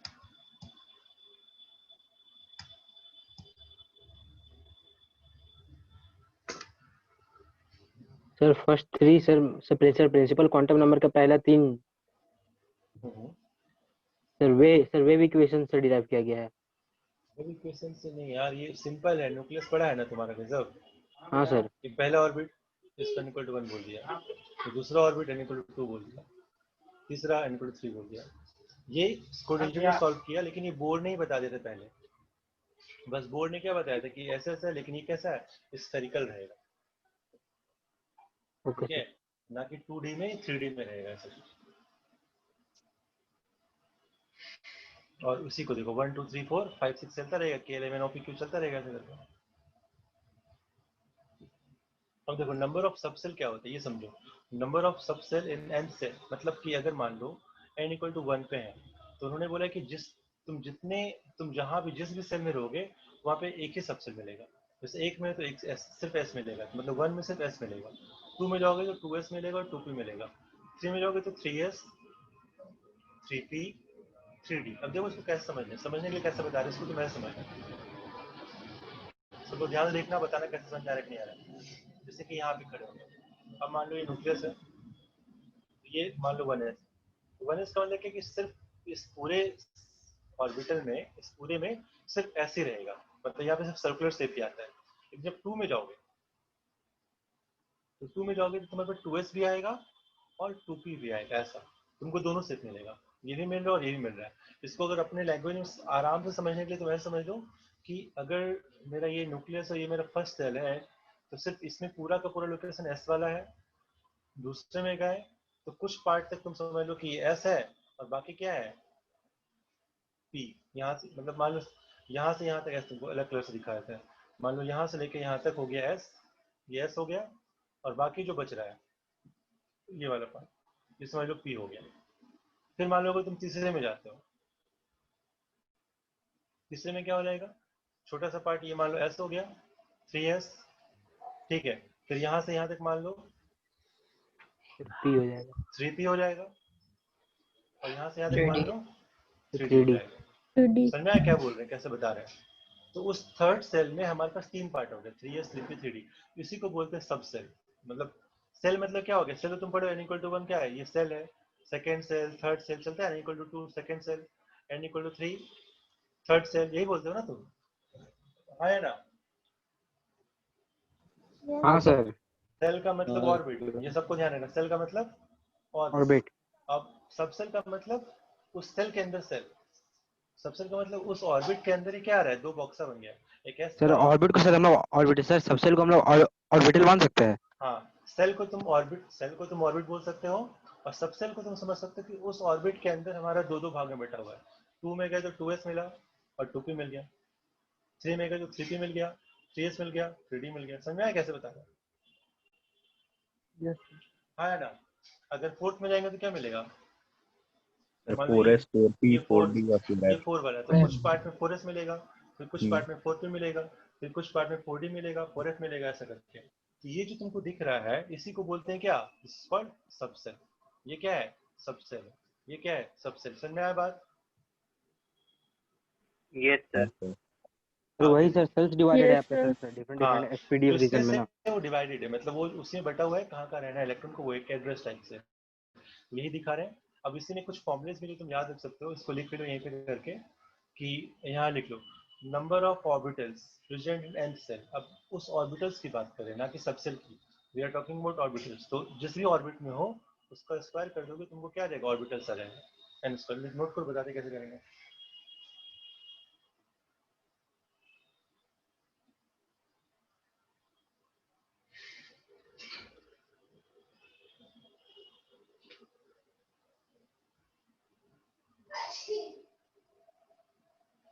और 35 वाला भी देखो क्या है, the maximum number of electron which can be present in a principal energy shell is equal to n square. मतलब क्या बता रहे हैं कि किसी भी ऑर्बिट में, किसी भी सेल में तुम हो, n=1 में, n=2 में, n=3 में, तो उसमें कितने इलेक्ट्रॉन्स होंगे, that is given by 2n square. For example n=1 में है तो n को 1 रखो, कितना आ रहा है, कितना, देखो ऐसा फटाफट, 2 electrons. 2 आ रहा है, n=1 पे 2 आ रहा है। ठीक है, मतलब तुमको पता भी, तुमने पढ़ा ना 8th 9th 10th में कि पहले ऑर्बिटल में 2 ही इलेक्ट्रॉन होंगे, याद आ रहा है सब चीज। हाँ सर। हाँ ठीक है, yes, हाँ n सर, फिर 2 में रहेंगे तो कितना आएगा, पुट करो 2, 8 electrons. 8 sir. 2 into 2 का स्क्वायर 4 हो 8 जाएगा, 4 इलेक्ट्रॉन into 2 8 हो जाएगा। 8 तो तुम कैसे भरते हो कि सेकंड सेल में आएंगे तो सेकंड में 8 इलेक्ट्रॉन हो सकते हैं, इसे पढ़ा ना पहले। हाँ सर। यही तो, यही सब हम पढ़ रहे हैं यहाँ पे। तो ये सब निकाल रहे हैं कैसे आ रहा है, कहाँ आ रहा है, तुम लोग कभी और इससे समझ में आया कैसे होता है। और ये भी ध्यान रखना है 32 इलेक्ट्रॉन से ज्यादा किसी में नहीं हो सकता है, तो इससे वो हमारा लिमिट है अभी, उससे आगे बढ़ नहीं पाएगा। नोट करते जाओ।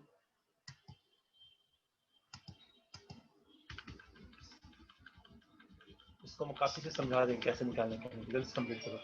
दूसरा लिखो अजीमुथल क्वांटम नंबर। सर एक मिनट सर, अभी कर रहे हैं नोट। करो करो करो।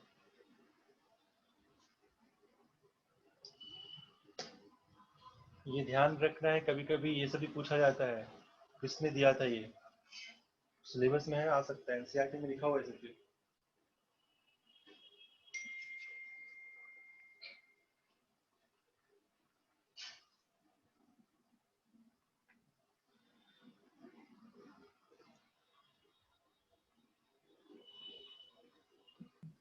सर उसी में क्वेश्चन था सर। कोई बात नहीं, बता देना मुझे याद आएगा, फिलहाल नोट करो। हो गया। तो अजीमुथल क्वांटम नंबर जो है सोमरफेल्ड ने दिए थे, इसको हम स्मॉल एल से दिखाते हैं, एल से। और ये क्या होता है, ये बताता है शेप। शेप मतलब कि एस का शेप कैसा है। देखो एस का शेप कैसा है बताओ। स्फेरिकल। स्फेरिकल। और ये शेप क्या एक्स वाई जेड अलग अलग होगा, एक ही जैसा रहेगा। एक ही जैसा रहेगा। एक ही ऐसे सर एक ही जैसा तो रहेगा। इसके लिए एल का वैल्यू मेरा एक ही एक ही आएगा, जैसा एल इक्वल टू 0 आ जाएगा। तो यहाँ पे ना तुमको हम बता दें कैसे क्या याद रखना है। यहाँ पे लिख लो, दो टेबल बना रखा है, वैल्यू ऑफ एल सबसेल। तो अगर सबसेल मेरा एस है तो एस का शेप कैसा होता है, एक ही जैसा होता है, कुछ अलग अलग होता है। फिर से बोलो, एक ही जैसा। एक ही जैसा तो होता एक ही है। जैसा। इसलिए एल का वैल्यू मेरा 0 हो जाएगा, सिर्फ एक ही वैल्यू है 0। उसको बोल देंगे एल इक्वल टू 0 एस के लिए। अब अगर तुम पी पे आ जाओ, पी पे, तो पी का शेप कैसा होता है वो तुमने देखा है, या फिर तुम लोग फिलहाल थोड़ा समझना। यहाँ पे हम शेप की बात करें, शेप कैसा है क्या नहीं है, तो डंबल शेप है, डबल डंबल शेप है, ऐसा करके। तो एल का जो वैल्यू होता है एन पे डिपेंड करेगा। कैसे डिपेंड करेगा, वो जो है एल, अगर मेरा एन दे रखा है तो एल होगा उसका 0 से n-1। It can have values of 0 to n-1। इसको नोट करो, इस पॉइंट को अभी समझाएंगे। काफी अच्छे एग्जांपल हैं, तुम्हारा सब क्लियर है, तो इसको नोट कर दे। वैल्यू ऑफ एल के देख लो क्या क्या होता है। पी का मतलब एल इक्वल टू 1, डी का मतलब एल इक्वल टू 2, एफ का मतलब एल इक्वल टू 3। ऐसा ये हमने कोड कर दिया।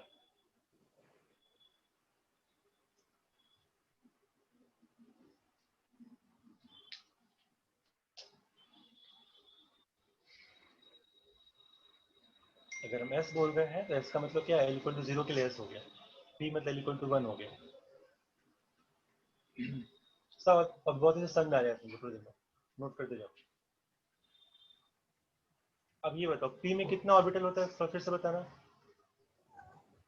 पी सबसेल में कितना ऑर्बिटल्स होता है, ऑर्बिटल्स। दो। P x, p y, p z, कितने हैं टोटल? 3।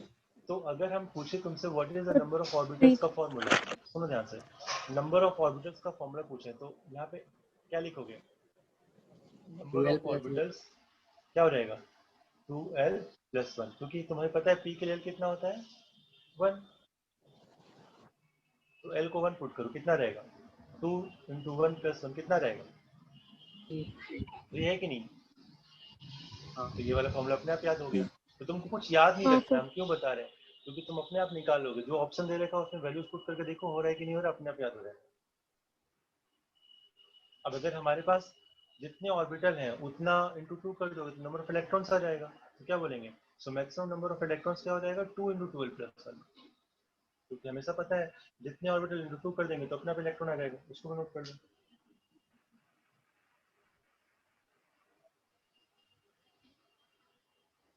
जल्द से नोट करो, आगे बढ़ेंगे। सर क्या बोले सर, दोबारा रिपीट कीजिएगा तो। ये बताएं हम कि नंबर ऑफ ऑर्बिटल का सबसे रिलेशन ये होता है 12+1। अब जितने ऑर्बिटल्स हैं उसका डबल क्या होगा, इलेक्ट्रॉन्स हो जाएगा, क्योंकि हर ऑर्बिटल में 2 इलेक्ट्रॉन होता है, हाँ या ना। हाँ सर। तो जितना सर ये ऑर्बिटल है, वैल्यू ऑफ एल जो है, तो इसका मतलब ऑर्बिटल्स है कहाँ पे? ऑर्बिटल्स है कहाँ पे, ऑर्बिटल्स इसी को बोलते हैं। ये जो तुम जो देख रहे हो ना पूरा ये शेप, ये इसी को ऑर्बिटल्स बोलते हैं। दिस इज ऑर्बिटल, इसी में इलेक्ट्रॉन बटा हुआ है और इसमें 2 इलेक्ट्रॉन भर सकता है।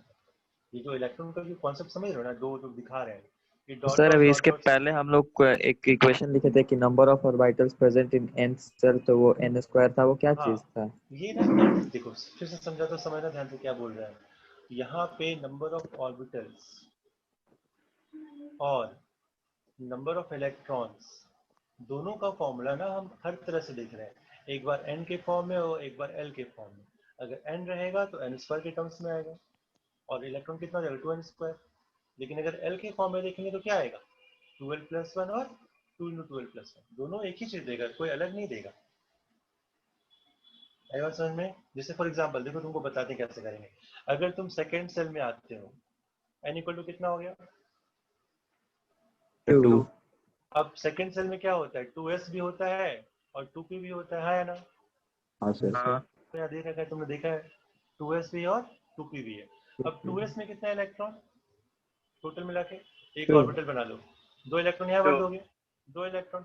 और 2p में कितना हो जाएगा 2px, 2py और 2pz, तो टोटल कितने इलेक्ट्रॉन्स में भर जाएगा?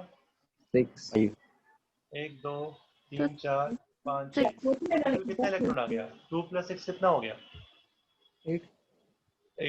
और पहले भी तुम कितना निकाले थे याद है? दिखाए थे करके 2 फिर 8 ऐसा करके निकाल देते ना। 2n² पुट करो, नंबर ऑफ इलेक्ट्रॉन का फॉर्मूला 2n² है, तो 2 × n को 2 पुट करो, कितना रहेगा? 4 8 आ रहा है कि नहीं आ रहा है? यस यहाँ से भी 8 आ रहा है, यहाँ से भी 8 आ रहा है ना? यस तो कोई अलग नहीं है, हम क्या कर रहे हैं, उसी चीज को अलग अलग लैंग्वेज में लिख रहे हैं, एक बार n के फॉर्मूले में, एक बार l के फॉर्मूले में। ये सब चीजें काफी आसान है, पहले समझते हैं कैसे कहाँ से आ रहा है, फिर तुम लोग को एक चार्ट बना के दिखाएंगे, तुम आराम से कर लोगे वो चीज को। तो पहले इसको नोट करते हैं। सर ये जो सर एल का वैल्यू है सर, ये वैल्यू तो सर सबके मतलब सेम है, सब शेयर के लिए मतलब सर कांस्टेंट है। एल का वैल्यू ना बेटा एन पे डिपेंड करेगा, एन कौन सा ले रहे हो, तुम फर्स्ट ऑर्बिट पे हो कि सेकंड ऑर्बिट पे कि थर्ड ऑर्बिट पे। एल का वैल्यू कांस्टेंट किसके लिए है? अगर तुम एस बोल रहे हो तो एस के लिए 0 हो जाएगा एल का वैल्यू, अगर तुम पी बोल रहे हो तो एल का वैल्यू 1 रहेगा हमेशा, अगर डी बोल रहे हो तो एल का वैल्यू 2 रहेगा, ऐसा ऐसा। पी है तो एल का वैल्यू 1। ये सब हम कोड किए, कोड बता रहे हैं कहाँ पे कोई इलेक्ट्रॉन कहीं रहता है तो उसका एल क्या सर आपका एड्रेस हो। ऑर्बिटल को रिप्रेजेंट कर रहा। हाँ, ये तुम्हारा बता रहा है क्या शेप है, किस तरह का शेप को बताता है। फिलहाल नोट करो, आगे बढ़ते हैं। फिर लिखो third point, magnetic quantum. 2n² formula sir maximum number electron निकालने के लिए सर। हाँ, मैक्सिमम इन इलेक्ट्रॉन किसी भी है, उस अगर ऑर्बिट n का बोल रहे हो ना, अगर 2n² बोलो तो n मतलब क्या हो गया, क्या है n बताओ? मतलब किस ऑर्बिट का, जैसे सर फर्स्ट ऑर्बिट का सर। फर्स्ट सेकंड थर्ड कुछ भी हो सकता है, तो तुम n का वैल्यू पुट करते जाओगे, तुमको नंबर ऑफ इलेक्ट्रॉन मिलता जाएगा हर एक का, वो फॉर्मूला है। तो जो पुट करोगे वो मिलेगा। अगर तुम l के साथ चलते हो तो l का फॉर्मूला क्या होता है नंबर ऑफ इलेक्ट्रॉन्स का? 2 × 12 + 1। तुम ये पुट करोगे तुमको ये मिलता रहेगा हर एक जगह पे, तो जो दे रखा है उसके टर्म्स में तुम निकाल सकते हो। अगला लिखो थर्ड, मैग्नेटिक क्वांटम नंबर। इसको नोट करो फटाफट जल्द से, बताते हैं कैसे करेंगे, क्या करेंगे, बहुत आसान हो जाएगा। रुको थोड़ा 10 मिनट वेट करो, फिर इसको खत्म कर दो। उसके बाद लिखा मैग्नेटिक क्वांटम नंबर। इसको किसने तो लिंडे ने दिया था। इट डिस्क्राइब्स द ओरिएंटेशन, ये क्या बताता है कि ऑर्बिटल का जो ओरिएंटेशन है वो कैसा है, मतलब x के अलोंग है कि y के अलोंग है कि z के अलोंग है, ये तुमको ओरिएंटेशन बताएगा x, y and z axis के along. This gives magnetic quantum number, ये देता है।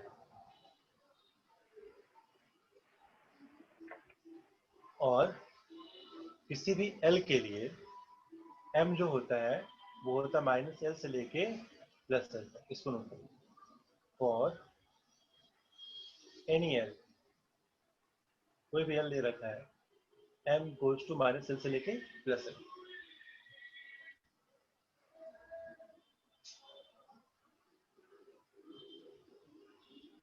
इंक्लूडिंग 0, 0 को इंक्लूड करते हुए।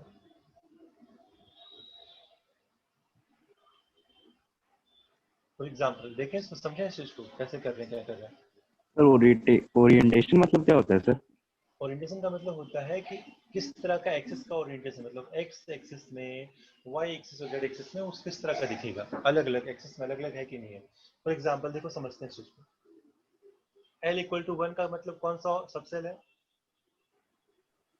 Sir first p shell, p subshell. P subshell, very good.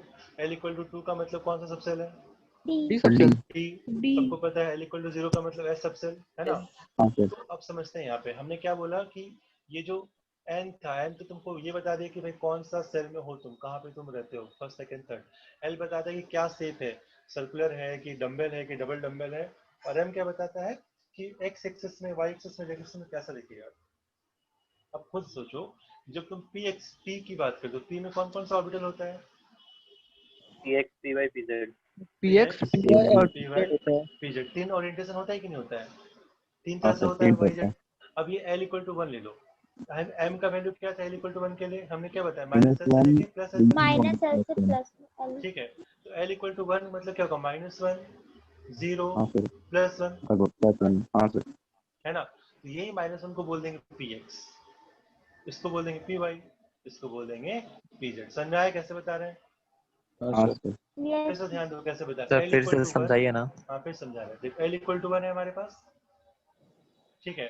L equal to 1 के लिए P होता है, हाँ या ना?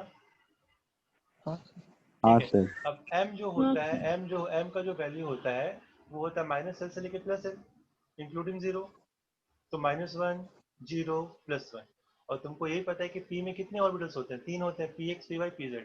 ये हो गया Px, ये हो गया Py, ये हो गया Pz। इसको नोट करो अच्छे से।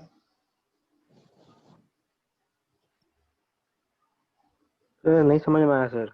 नोट करो फिर बताएंगे।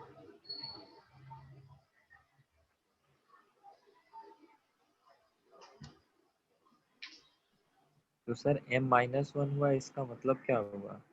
ये बता रहा है मैग्नेटिक बेटा में कितना ओरिएंटेशन है, मतलब समझाएंगे फिजिकल, इसको नोट करो फिर समझाते कैसे। थोड़ा सा और बेसिक लेवल पे जाएंगे। कर दिए सर। कर लिए हो? देखो क्या बोले, समझो फिर से हम क्या बोल रहे हैं कि अगर हमको L दे रखा है 1 और पूछा कि तुमसे कितने ऑर्बिटल्स हैं, how many orbitals are there, number of orbitals, ठीक है। तो तुमको क्या करना है, हमको पता है कि L अगर है तो L के लिए M निकालना पड़ेगा। M क्या होता है? -L से लेके +L, ठीक है। और अगर -L है तो -1 हो जाएगा, 0 को लेके चलेंगे +1 हो जाएगा। तो टोटल कितने वैल्यू आ रहे हैं इनके? 3। 3 आ रहे हैं ना। तो देयर आर 3 वैल्यूज है। इसका मतलब क्या हुआ कि हमारे पास इस L1 के लिए 3 ओरिएंटेशन होगा, मतलब Px के लॉन्ग, Y के लॉन्ग, Z के लॉन्ग जब देखेंगे तो टोटल 3 तरह से बटा हुआ रहेगा। L इक्वल टू 1 का मतलब P ऑर्बिटल, P सबसेल। और P सबसेल में कौन सा होता है? Px होता है, Py होता है, Pz होता है। ये हमको पता है क्योंकि हमने देखा है डायग्राम। तो ये हम कह सकते हैं कि जो 3 वैल्यू आया है, ये 3 वैल्यू किसको रिप्रेजेंट करेगा? इसी को रिप्रेजेंट करेगा।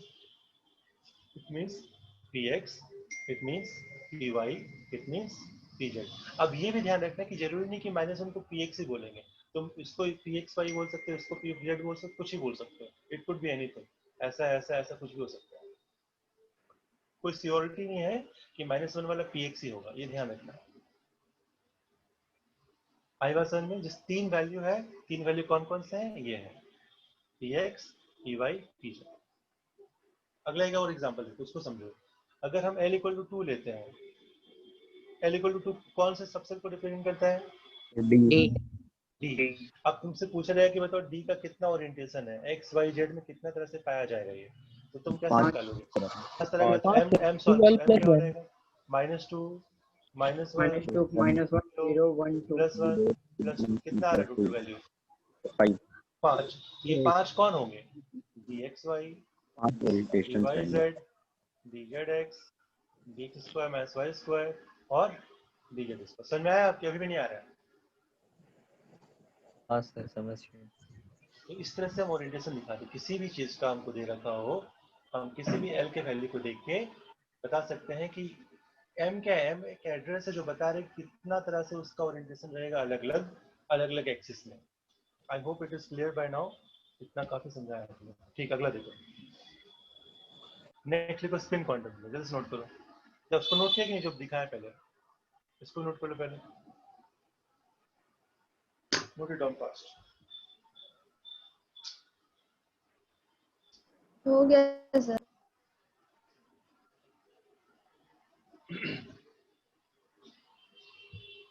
होपफुली हम कल भी क्लास लगा लेंगे किसी टाइम पे, ताकि इस चैप्टर को कंप्लीट कर दें, वरना फिर भूल जाओगे, बीच में गैप मिल जाएगा। नोट हो गया ये वाला पार्ट? हाँ सर हो गया। Yes sir. तो इधर से वापस आ जाओ, यहाँ देखो क्या है। ये सब dx dy z तो सब ऑर्बिटल है सर। वो ऑर्बिटल्स है, ऑर्बिटल्स की बात कर रहे हैं, वही दिखा रहे हैं ना हमको। अब फोर्थ लिखो spin quantum number. Samuel Goldsmith and हर्लक ने दिया था। ये क्या बताता है कि हमारे पास, देखो हमारे पास न्यूक्लियस है। अब तुमको पता है न्यूक्लियस जो है पार्टिकल नेचर का भी, वेव नेचर का भी है। अगर पार्टिकल नेचर का मान लेते हैं, नोट करो पता है,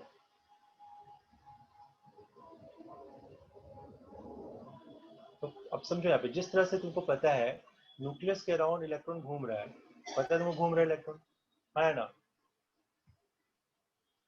हाँ सर। ठीक है। यस तो सर। इलेक्ट्रॉन भी जो है ना, वो भी अपने एक्सिस पे घूम रहा होता है। जैसे कि तुमको पता है धरती जो है सूर्य के चारों तरफ घूम रही है ना, देखा है तुमने? ये सन है, सन के अराउंड अर्थ घूम रहा है, Yes, राइट? sir. अब अर्थ भी क्या अपने एक्सिस पे घूमता है कि नहीं घूमता है? Yes, sir. Yes, sir. Exactly वैसे ही क्या बोलेंगे हम कि जो इलेक्ट्रॉन है ये तो घूम ही रहा है न्यूक्लियस के अराउंड, बट ये जो इलेक्ट्रॉन है वो क्या होगा, अपने एक्सिस पे भी घूम रहा होगा, इधर वो ऐसे से घूमेगा या फिर ऐसे से घूमेगा। अगर क्लॉकवाइज घूम रहा है तो उसको बोलेंगे प्लस हाफ। देख लो यहाँ पे, अगर क्लॉकवाइज घूमता है मतलब मान लो कि ये इलेक्ट्रॉन है और ये ऐसे घूम रहा है, इसको बोलेंगे प्लस हाफ, इसको प्लस हाफ से दिखाएंगे। या अगर ये इलेक्ट्रॉन अपने एक्सिस में एंटी क्लॉकवाइज घूमेगा तो क्या बोलेंगे, माइनस हाफ। इसको दो स्पिन क्वांटम दे दिया, एक प्लस हाफ और एक माइनस हाफ।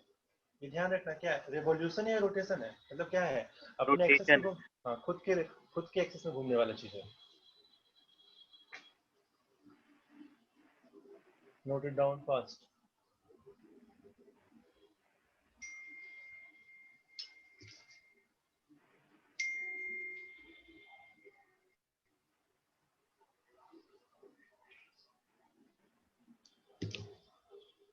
तो नोट कर लो क्या क्या लिखा हुआ है।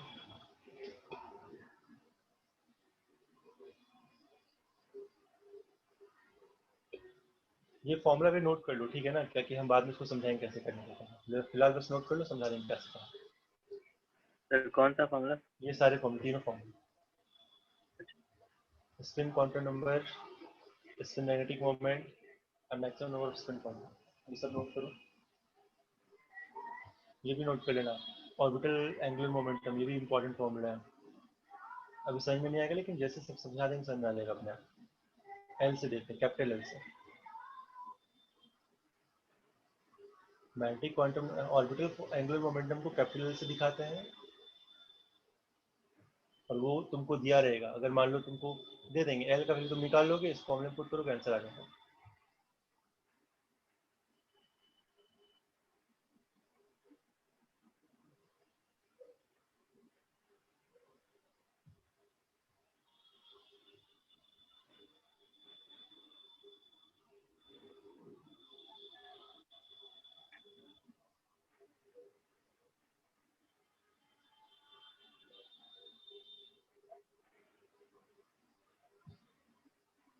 h upon 2 pi into root under, ये सबसे इंपॉर्टेंट फॉर्मूला है, बहुत पूछा जा चुका है इसका।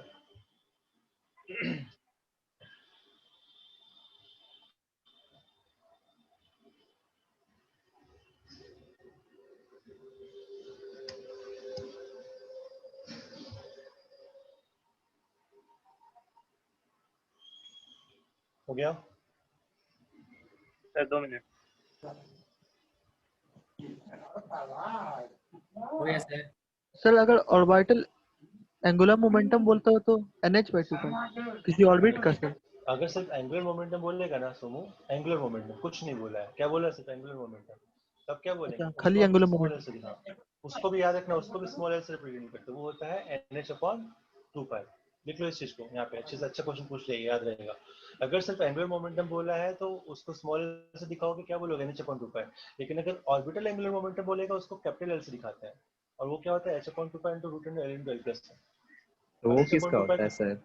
कौन, वो इलेक्ट्रॉन का होता है ये मोमेंटम। सिर्फ एंगुलर मोमेंटम है, सिर्फ इलेक्ट्रॉन का एंगुलर, बट ये कैसा ऑर्बिटल एंगुलर मोमेंटम, दोनों अलग अलग चीजें हैं, दोनों ध्यान रखना, दोनों फॉर्मूला अलग अलग पूछा जाएगा।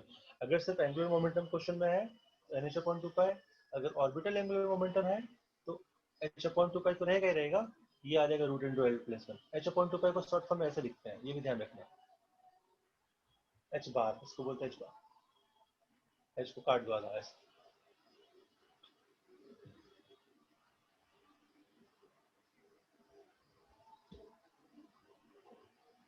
सर ये फॉर्मूला नंबर 41 में, बोलो। सर ये फॉर्मूला नंबर 41 में सर ये बीएम का मतलब क्या है? इसको बोलते हैं बोर मैग्नेट्रॉन, ये सब भी लिख लो, ये पता नहीं है, this is called bore magnetron.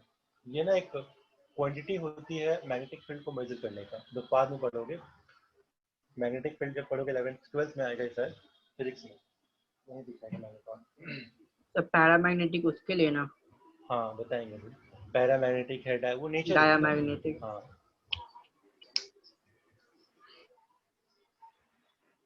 School में सर एक क्वेश्चन आया था सर, Fe2+ और Fe3+ कौन सा ज्यादा पैरामैग्नेटिक है? आराम से निकल जाएगा, बहुत आसान क्वेश्चन है, पढ़ेंगे तो निकल जाएगा अपने आप। रुक जाओ पहले, हो गया सर नोट, ये वो वाला क्या पार्ट टॉपिक कंप्लीट अलग हो है गया। सर? इसी से निकलेगा, थोड़ा आगे बढ़ेंगे तब तो। ठीक है सर। हो गया इधर नोट सबका, आया ना? हाँ सर। चलो अब तुमसे कोई क्वेश्चन पूछते, देखो तुमको समझाते हैं इसका मतलब कहाँ से है कैसे है, थोड़ा ध्यान देना यहाँ पे। ये तुमको बेसिक्स बताएगा कि क्या होता है कैसे होता है। अब अगर मान लो हम तुमसे बोलते हैं कि बताओ n = 2 पे है, सेकेंड ऑर्बिट में है ना, तो तुमको बताना है n = 2 में टोटल कितने इलेक्ट्रॉन्स है, कहाँ कहाँ है, कैसे निकालोगे? मतलब उसका बताना एड्रेस, कौन कौन सा एड्रेस होगा, क्या क्या होगा, तो वो निकालना चाह रहे हैं। तो कैसे करेंगे? n = 2 पे हम बैठे हुए हैं, हमको हर एक चीज़ बताना है। नंबर ऑफ इलेक्ट्रॉन्स कितने हैं, फिर बताना है नंबर ऑफ ऑर्बिटल्स कितने हैं, सब हमको कुछ पता नहीं, हमको सब निकाल के दिखाना है। कैसे करते वो देखना। फॉर n = 2 L क्या होगा? 0 से लेकर n-1 पढ़ा है हमने फॉर्मूले से, देखो है कि नहीं? P. अगर n = 2 है तो L क्या होता है? 0 से लेकर n-1 होता है ना, तो 0 से n-1 कौन कौन सा वैल्यू आएगा? S और P। 0 से 1, 2 हो जाएगा, 0 और और 1, 2-1 कितना होता है? 1 S होता है। और P। ध्यान देना है ना। तो L क्या आ गया? 0 आ गया, दो और इलेक्ट्रॉन होना 1 आ चाहिए। गया, 2 आ गया, है ना? अब 0 मतलब कौन सा सबसेल? S subshell. और 1 का मतलब P, P सबसेल। तो तुम्हारे पास कौन कौन सा सबसेल हो जाएगा? 2, क्योंकि n = 2 था, तो क्या बोल देंगे? ns है, मतलब ns होता है और np होता है, तो क्या हो जाएगा हमारे पास? 2s और 2p। देखो कैसे कर रहे हैं। एंड हमने 2 को लेके स्टार्ट किया, हम बताना चाह रहे कि n = 2 पे इलेक्ट्रॉन्स कहाँ पे हैं, कैसे हैं, क्या क्या एड्रेस है। तो n = 2 लिखा, l का वैल्यू कहाँ से कहाँ जाएगा? n-1। कौन कौन सा वैल्यू आ गया? 0 और 1। क्या हो जाएगा इसका? ns क्या हो जाएगा? ns हो जाएगा 2s और 2p, है ना? हाँ सर। अब m का Yes, वैल्यू sir. क्या क्या होता है बताओ, कहाँ से कहाँ तक? -l से लेके L तक। Plus l। तो जब s 0 है, जब 0 लेंगे, l जब 0 है यहाँ पे और l जब 1 है, तो क्या क्या वैल्यू आएगा? l 0 के लिए -1 क्या आएगा? m बस कितना हो 0। जाएगा? तो वही -0 तो बोलो, +0 बोलो, 0 बोलो, सब तो बराबर ही है ना, 0 ही रहेगा। क्यों? क्योंकि -0 +0 और 0 में कोई डिफरेंस है क्या? नहीं। सब बराबर है, सब एक ही है, 0 बोल दिए। l क्या, अगर l 1 है तो m क्या क्या हो जाएगा? -1 0 1। -1 0 और 1 से। +1। तो देखो यहाँ पे क्या रहेगा, अगर m 0 है मेरा, तो m 0 के लिए मतलब क्या हो गया? सिर्फ हमारे पास 2s ही रहेगा। अब यहाँ पे, तो यहाँ पे क्या आ गया? 2s हो गया। ऑर्बिटल की बात कर रहे हैं, ऑर्बिटल्स कौन कौन से हमारे यहाँ, तो 2s हो जाएगा। और -1 से क्या जाएगा? 2px। 0 से क्या जाएगा? 2py। तो और इससे 2py। क्या रहेगा? 2pz। तो ये क्या आ गया? नंबर ऑफ ऑर्बिटल्स आ गया, नंबर ऑफ ऑर्बिटल्स। अब नंबर ऑफ इलेक्ट्रॉन्स निकालना है। तो हमें पता है 2s में एक ही सबसे 2 इलेक्ट्रॉन यहाँ घुस गया, 2px 2py 2pz है, इसको लिख दो। 1 2 3 4 5 6, कितना के टोटल है? 8 है, सबको ऐड कर। फिर से नोट करें कैसे करें, देखो यहाँ पे हम n = 2 से स्टार्ट किए, n के लिए l निकाल लिए, l ये आ गया। अब l को लिख दिए यहाँ पे क्या क्या है, 2s था 2p था, है ना? तो l के लिए 0 और l के लिए 1 आ रहा है, तो m क्या आ गया? मैंने अलग लिख दिए, m आया 0 और एक बार आया -1 0 +1। तो उसके लिए मेरा 2s आ रहा है, इसके लिए मेरा 2p 2pz आ रहा है। तो ये मेरे ऑर्बिटल्स आ गए, ये मेरे इलेक्ट्रॉन्स आ गए। इसको अच्छे से नोट करो, फिर अगला क्वेश्चन करें। सर नंबर ऑफ इलेक्ट्रॉन तो इससे भी निकल जाए 2n² से सर। 8 करने का तो निकल ही जाएगा, लेकिन हम बता रहे हैं कहाँ पे क्या है। तो अगर तुमसे पूछा कि बताओ 2s में कितने इलेक्ट्रॉन है, 2p में कितने इलेक्ट्रॉन, तो निकाल सकते हो ना वहाँ से। कैसे एड्रेस निकाल रहे हैं, 8 कहाँ से आया है ये, हाँ सर। वो समझ रहा है। सर फिर से थोड़ा समझा दीजिए ना। अगला क्वेश्चन करेंगे, पहले इसको नोट करते हैं। सर फिर से अब समझा दीजिए ना। फिर समझाएं इसी चीज को। देखो n = 2 देख रहे हो, इसके लिए हम पूछ रहे हैं हाँ कि सर। ऑर्बिटल्स कितने हैं, इलेक्ट्रॉन्स कितने, दोनों चीज हम जानना चाहते हैं। तो हमने क्या किया, n के लिए l निकाल लिया। क्या क्या है? 2 वैल्यू है, 0 और 1। हाँ सर। 0 का मतलब s है और 1 का मतलब p है। यस तो हमने सर। क्या बोल दिया, l के लिए 2 आ गया, 2s आ गया और 2p आ गया। ये क्या है? हमारे सब सेल्स हैं, सबसेल्स। अब सबसेल्स आ गए तो ऑर्बिटल्स निकालने हैं। ऑर्बिटल्स कैसे निकालेंगे? 2s का मतलब कितना होता है? l मतलब 0 और p का मतलब l = 1। अब हर एक l के लिए m निकाल लेंगे। 0 के लिए 0 ही आएगा, l के लिए 1 होता है तो m कितना रहेगा? -1 0 +1। ये जो हमको निकल रहा है 0 -1 0 +1, ये क्या आ रहा है? नंबर ऑफ ऑर्बिटल्स आ रहा है या फिर उनका ओरिएंटेशन आ रहा है। तो 2s में तो ओरिएंटेशन होता नहीं है ना, 2s तो सर्कुलर ही होता है, उसमें एक ही रहेगा, मतलब वो 0 वाला वैल्यू। तो कितना आ गया? एक ये आ गया और यहाँ से 3 ये आ गया। इसका वैल्यू इधर, इसका वैल्यू इधर, इसका वैल्यू इधर, इसका वैल्यू इधर। ये क्या आ गया? Number of orbitals in second shell. अब ये क्या? हर ऑर्बिटल में 2 इलेक्ट्रॉन, एक प्लस हाफ दूसरा minus half, plus half minus half, plus half minus half. ये कितना आ गया सब मिला के? 8। इसको अच्छे से नोट करो, समझ में अच्छे से कैसे, कहाँ से क्या, कहाँ इलेक्ट्रॉन होता है, कैसे रखते हैं उसको, कहाँ बिठाते हैं। फिर अगला हम n = 3 में करेंगे, थोड़ा सा और क्लियर होगा।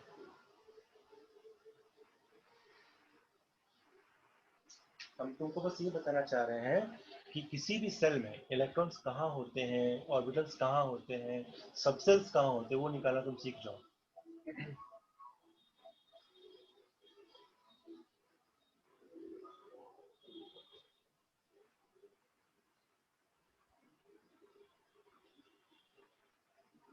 नोट हो गया?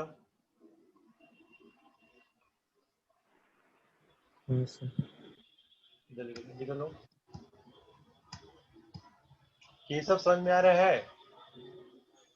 हाँ सर आ रहा है, बहुत कुछ डाउट भी हो रहा है। डाउट पूछो जहाँ भी हो रहा है। खैर देखो, डाउट तो होंगे ही होंगे, बट ये समझना बहुत इम्पोर्टेंट, क्योंकि ये सब कहीं कुछ चमकते नहीं, लोग बस याद कर लेते हैं ये हो रहा है, हो रहा है, हो रहा है ऐसा करके। बट ये बिल्कुल बेसिक लेवल में बता रहे कहाँ से ये होता है, कहाँ से ये आया है। मुसागरी क्लियर हो रहा है?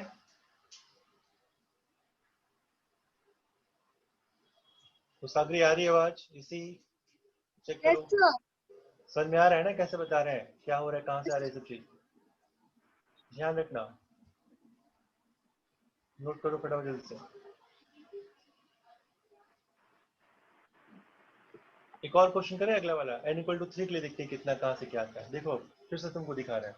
अगर मान लो हम n = 3 पे हैं, थर्ड सेल पे हैं, और हमको बताना है कि उसमें कितने ऑर्बिटल्स हैं, कितने इलेक्ट्रॉन्स हैं, कितने सबसेल्स हैं। क्या निकालना है? पहला question, number of subcells, Three. Number of orbitals, और फिर नंबर ऑफ इलेक्ट्रॉन्स। हमको 3 चीज निकालना है, सबसेल निकालना है, ऑर्बिटल्स निकालना है और इलेक्ट्रॉन्स निकालना है। तो n = 3 को लेकर स्टार्ट कर दो। n = 3 के लिए l कितना आएगा? 0 1 2. 0 0 से पता है, 1 क्योंकि फॉर्मूला क्या होता है? 0 से लेके l-1, 0 से लेके l-1 तक का फॉर्मूला होता है, इसलिए सबको पता होना चाहिए। तो हमने 0 1 2 लिखा दिया। तो 0 1 2 का मतलब क्या हो गया? l = 0 का मतलब कौन सा सेल? s। S. 1 का मतलब p, 2 P. का मतलब P D. d। तो कौन कौन सा सबसेल आ जाएगा, यहाँ लिख लेते हैं। 3D तो सब 3S 3P 3D. Very good. तो क्या आ जाएगा यहाँ पे? 3s 3p 3d। ये क्या आ गए? सबसेल्स आ गए। हाँ ना? हाँ। अब अगला देखते हैं कि हर एक सबसेल के लिए कितना ऑर्बिटल्स आएगा। तो अब ऑर्बिटल्स की बात करेंगे तो हम यहाँ देखते हैं 3s का मतलब क्या हो गया? m की बात कर लेंगे, m निकालना है। l तुमने निकाल लिया, l क्या है इसके लिए? l निकाल लो चाहो तो। ये 0 है, ये 1 है, ये क्या है? 2 है, 2. तभी आया है। ठीक है, अब l आ गया तो m निकाल लो। इसके लिए m कितना होगा यहाँ पे? 0. 0 0 के 0 रहेगा। इसके लिए m कितना हो जाएगा? -1 -1 0 0 plus 1. सर m -1 कैसे सर m कैसे 0 0 हो जाएगा? +1। 0 का 0 कैसे हो गया पूछ रहे हो? हाँ सर। अरे 0 के लिए m, देखो अगर l दे रखा है, m क्या होता है?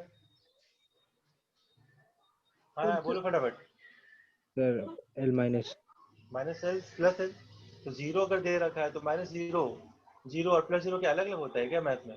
नहीं सर, हो गया सर। तो वही तो एक ही हो गया ना वो चीज। सर अब 3D में आ जाओ। 3D जब है तो इसमें जो कितना कितना पार्ट आएगा वो निकाल लेते हैं। पहला क्या आएगा? -2. -2 -1 0 +1 और +2. ये आ रहे हैं हमारे m के वैल्यूज। और m का वैल्यू वो क्या देता है? नंबर ऑफ ऑर्बिटल देता है। तो कौन कौन सा ऑर्बिटल आ जाएगा? यहाँ देखो, ये 3s था, यहाँ पे 3s ही रहेगा, नंबर होल्ड 3s। यहाँ पे क्या रहेगा, ये px होता है, py pz होता है, तो क्या रहेगा 3px 3py 3pz है ना। ठीक है, अब यहाँ पे -2 है तो क्या रहेगा, इसके लिए अलग कलर कर दूँ तुमको समझ में अच्छे से आना चाहिए। 3dxy 3dyz 3gzx, फिर क्या आएगा 3dx square minus y square, और ये क्या रहेगा 3d z स्क्वायर। अब देखो यहाँ पे ये क्या दिया हमको, ये क्या मिल गया हमको, number of third question, number of orbitals आ गया, ये आ गया हमारा आंसर। नंबर ऑफ सबसेल देता है ये, नंबर ऑफ ऑर्बिटल्स ये आ गया। अब लास्ट क्वेश्चन हमारा number of electrons, number of electron 18 sir. सबका बॉक्स बना लो।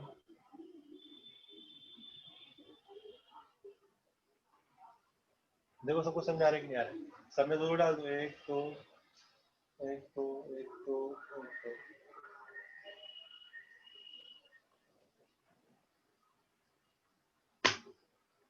देखो समझ में आ रहा है कि नहीं आ रहा है। इसका नाम क्या है, इस बॉक्स इस ऑर्बिटल का नाम क्या है, इसका नाम है 3s। इसका नाम क्या है 3px 3py 3pz। इसका नाम क्या है, सबका नाम दे रखा है यहाँ पे। अच्छे से बनाओ अपना डायग्राम कॉपी में, ताकि समझ में अच्छे से कैसे होता है क्या होता है। अब अगर अभी भी समझ में नहीं आया तो बोलो भाई, बहुत अच्छे समझा दिया, बिल्कुल बेसिक लेवल पे। नहीं आया सर। मतलब नंबर ऑफ सबसेल जो होगा sir, number of shell number shell number की इक्वल होगा। नंबर ऑफ सबसेल होता है सेल के अंदर कितना कितना बक्सा बना हुआ है, जब नहीं दिखाई तुमको यहाँ पे, ये यहाँ पे हाँ हो गया दिखाए 3s, सेल ये के वाला हो अंदर गया जो बना। 3p, और ये हो गया पूरा 3d, वही है 3s 3p 3d। सेल के अंदर सबसेल होता है। मतलब सबसेल और पूछा है, सेल मतलब कि one by one number sir, क्या क्या फिर से बोलो, आवाज कट रहा है। नंबर ऑफ सेल नंबर मतलब सेल नंबर मतलब ऑर्बिट, सर, कौन सा नंबर ऑफ ऑर्बिट सेल पे। नंबर मतलब नंबर ऑफ सेल का मतलब वही बता रहे ऑर्बिट, जैसे न्यूक्लियस में तुम थे ना, बोर में चल जाओ, बोर वाला मॉडल में ये n=1 था, n=2 था, n=3 था ना, ये n=3 हो गया, इसी को सेल बोलते हैं। Third shell, second shell, first shell, ये वाला चीज, ठीक है। सेल नंबर होता है नंबर ऑफ ऑर्बिट, जो जिस ऑर्बिट में तुम बैठे हो उसी को बोलते हैं सेल नंबर। सर तो नंबर ऑफ सबशेल्स मतलब कितना टाइप का ऑर्बिटल्स प्रेजेंट है, जैसे 3s 3p 3d present. Number of subshell का मतलब कि हाँ इस तरह कितना अलग अलग तरह का है, उस पर्टिकुलर ऑर्बिट में कितना सबसेल्स है, कितना तरह का अलग अलग शेप आएगा उस पर्टिकुलर ऑर्बिट में।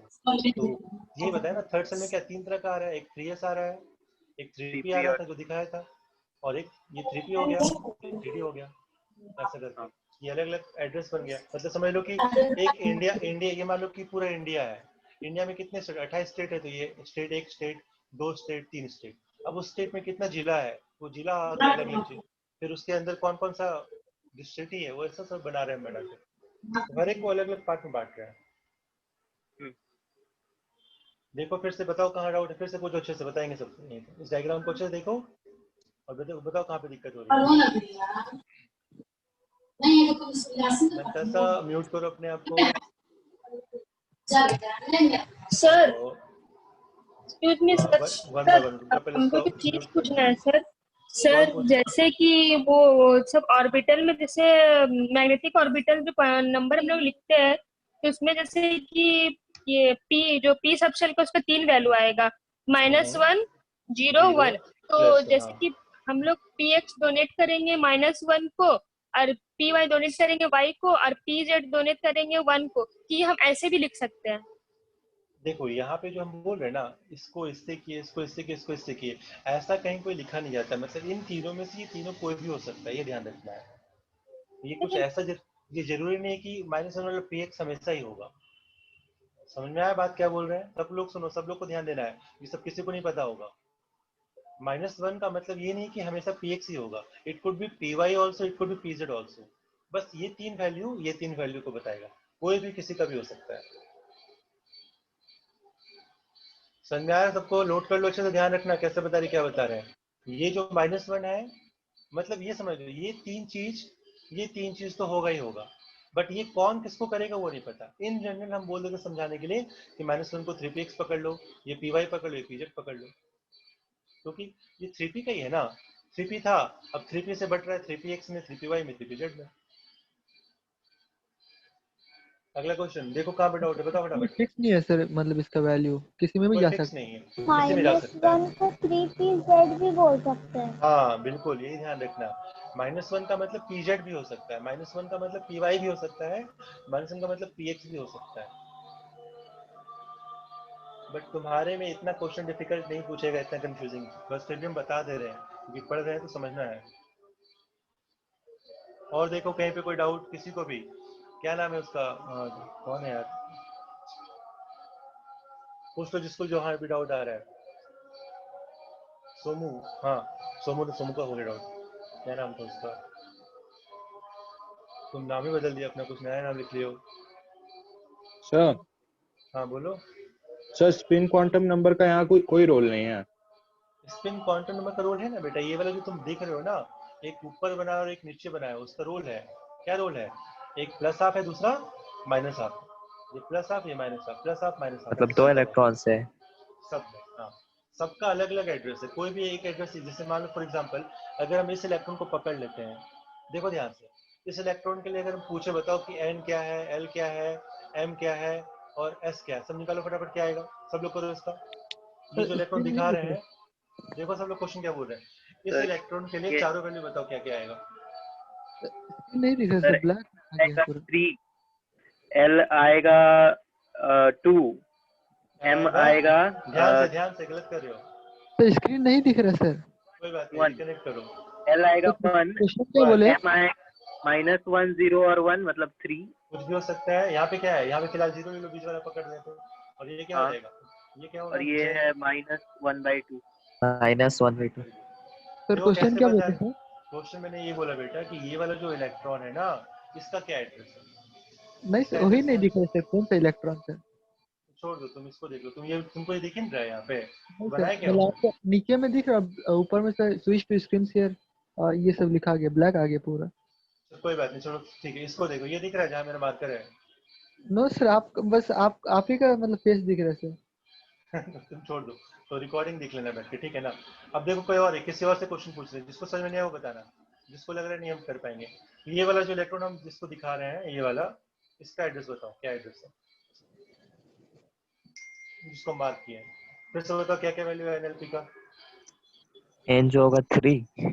कौन बता रहा है, सृजन, हाँ बोलो। सृजन। n = 3, हाँ l = l = होगा 1, नहीं ध्यान दो, 2 होगा 2, वेरी गुड। m जो होगा वो होगा इस केस में जो हम दिखा रहे थे, इस केस क्या में होगा? m जो होगा m होगा 1 होगा, वेरी गुड, +1। और s क्या होगा? और s होगा +1/2। तुम यहाँ पे क्या देख पा रहे हो कि जितने भी इलेक्ट्रॉन्स है, क्या किसी का एड्रेस एक जैसा आएगा? नो सर, सबका अपना अपना खुद का एड्रेस दिख रहा है सबको, हर एक इलेक्ट्रॉन का अपना अपना एड्रेस है। NLMS ये कैसे निकाल रहे हैं? तुम क्या देख रही थी जब पढ़ा क्या रहे थे बैठ मालिक का, यहाँ क्या कहाँ ध्यान है तुम्हारे उससे? तुम ट्राई सर करो। वो वाला NLMS जो वाला वो वही निकालना सिखा रहे हैं ना, सब लोग कैसे निकाल रहे थे। देखो यहाँ पे फिर से एक ट्राई करते हैं, इसको देखो, इसको देखो, ये इलेक्ट्रॉन कहाँ पे पड़ा हुआ है, कौन सा सेल में, सेल मतलब 3, तो क्या हो जाएगा इसके लिए, n 3 में सर 3 लिख दिए। अब ये देखो कि कौन से सब सेल में है, s में कि p में कि d में, ये किसका पार्ट है, p का या g का, बताओ भाई। p, तो p के लिए l कितना होता है, तो P का, हाँ p के लिए l कितना होता है, l कितना होता है p के लिए, नहीं 1, l = 1 मतलब है, तो l = 1 मतलब क्या होगा, p होगा, ध्यान रखना। तो क्या बोलेंगे, 1। m कितना है देखो यहाँ पे, +1, क्या है ये 3pz +1, तो कितना हो जाएगा, +1। समझाएं कैसे करेंगे, हाँ दिस विल +1। तो सर वो तो कुछ भी हो सकता है ना, एम तो सर कुछ भी हो सकता फिलहाल है ना। हमने इस केस में बोला ना कि इस केस में जो हम तुमको दिखा रहे थे उसमें बताया। तो सर एग्जाम में ऐसा क्वेश्चन आएगा तो तुम कुछ भी लिख सकते हो। कैसे? और एस क्या हो जाएगा, नीचे है एंटी क्लॉकवाइज तो -1/2। क्लियर है? Yes sir. Yes sir. Sir अब नीचे तुमसे रहने एक से concept- माइनस और ऊपर रहने से प्लस होगा ना। हाँ वेरी गुड, उसको ध्यान रखना है। अब देखो एक और क्वेश्चन पूछते हैं, तुम लोग को बताना है कौन सा पॉसिबल है कौन सा पॉसिबल नहीं है। क्वेश्चन लिखो, which of the following address. Sir फिर मैथ क्लास भी है। अच्छा तुम लोग क्लास स्टार्ट हो रहा है ना, चलो ठीक है आज के लिए फिर इतना ही रखो, रिवाइज कर लो अच्छे से बैठ के। एक क्वेश्चन लेकिन करके जाओ, which of the following address is possible. Address possible है, ठीक है हम दे रहे हैं एड्रेस NLMS 2। पहला एग्जांपल है ऑप्शन का, पॉसिबल कौन है वो पूछा जा रहा है, 2 + 1 हाफ। दूसरा ऑप्शन है 3 2 1 0। तीसरा ऑप्शन है 3 -1 2D + 1 हाफ -1/2। 2D चौथा 3D ऑप्शन है, नहीं तुमको बताना है कि कौन सा पॉसिबल है कौन सा पॉसिबल है कौन सा पॉसिबल नहीं है। ये हो सकता है कि नहीं हो सकता है। दूसरा है 3 0 3, इसको 1 ले लो, 1 0 +1। ध्यान दो अच्छे से, अच्छा क्वेश्चन दे रखे हैं, बहुत ही बढ़िया क्वेश्चन है। तुम खुद से ट्राई करो कि कौन सा पॉसिबल होगा कौन सा पॉसिबल नहीं होगा। सर फोर्थ वाला पॉसिबल है। किसका आंसर है? स्फिया का। चलो बढ़िया है, देखते हैं बाकी लोग भी ट्राई करो। सर फोर्थ वाला बस। तो फोर्थ वाला होगा। तो फोर्थ फर्स्ट वाला क्यों नहीं होगा, फर्स्ट वाला क्यों नहीं, वो भी बताओ। तो 1 1 3 और 4 सर N और L सेम। 0 से n N -1 और तक L है। सेम हो गया, क्यों? क्योंकि सेम हमें नहीं पता है। है L क्या होता है, 0 से लेके n-1 तक। तो अगर 1 2 है तो उसके वैल्यू, लिए S0 नहीं होगा। सुनो ध्यान से पहले क्या बता रहे हैं। अगर इसके लिए देखेंगे n = 2 है तो L का वैल्यू क्या क्या हो सकता है, 0 और 1 हो सकता है। लेकिन यहाँ 2 दे रखा तो क्या ये सही है? No sir. नहीं सर। तो गलत हो गया। नहीं सर। दूसरे ऑप्शन में आते नहीं हैं, सर। बताओ क्या है सही है गलत। सर स्पिन स्पिन पिन जो जीरो नहीं होगा। नहीं हो सकता है, बाकी सब सही है, बाकी ये तीनों सही प्लस गलत, और माइनस का पूछा है। ये तीनों सही है। हाँ ये पॉसिबल है। 3 2 1 हाँ सही सर है कि नहीं सही तो है, सही पहले है, देखो। वो पॉसिबल है। ये सही है, ये हाँ पॉसिबल सर है वो कि नहीं सही पॉसिबल है। है, सही बात। ये भी गलत हो गया। थर्ड देखो, सर L -1 नहीं आ सकता। यस सर, 3 के बाद -1 नहीं होगा। वेरी गुड, ये नहीं हो सकता इसलिए ये भी गलत हो गया। फोर्थ ऑप्शन L तो देखो, सर 0 1 2। Very good. फोर्थ देखो, तो फोर्थ पॉसिबल है सर। ये पॉसिबल है। Very good. 3 है तो L क्या हो सकता है, 0 हो सकता है, 1 हो सकता है या 2 हो सकता है। 1 है, 1 अच्छी बात है। अब 1 है तो ये क्या हो सकता है, -1 0 +1। तो 0 है, ये भी हो सकता है। अगर ये है तो प्लस आप या माइनस आप कुछ एक होगा ही होगा, तो ये पॉसिबल है। समझ आया कैसे कर रहे हैं, क्या कर रहे हैं? हाँ सर। हाँ सर। अब चलो जब समझ में आ ही गया है तो इसका थोड़ा सा एड्रेस बता सकते हो क्या होगा। मतलब हम ये पूछना चाह रहे हैं 4DYX है, क्या है 3PX है, थोड़ा बताओ। देखते हैं, काफी डिफिकल्ट क्वेश्चन लेकिन ट्राई करो। सर क्या sir question? What is the address of this particular fourth option. इसको कैसे दिखाएंगे, 3DXY दिखाएंगे, 3PZ दिखाएंगे, क्या दिखाएंगे बताओ।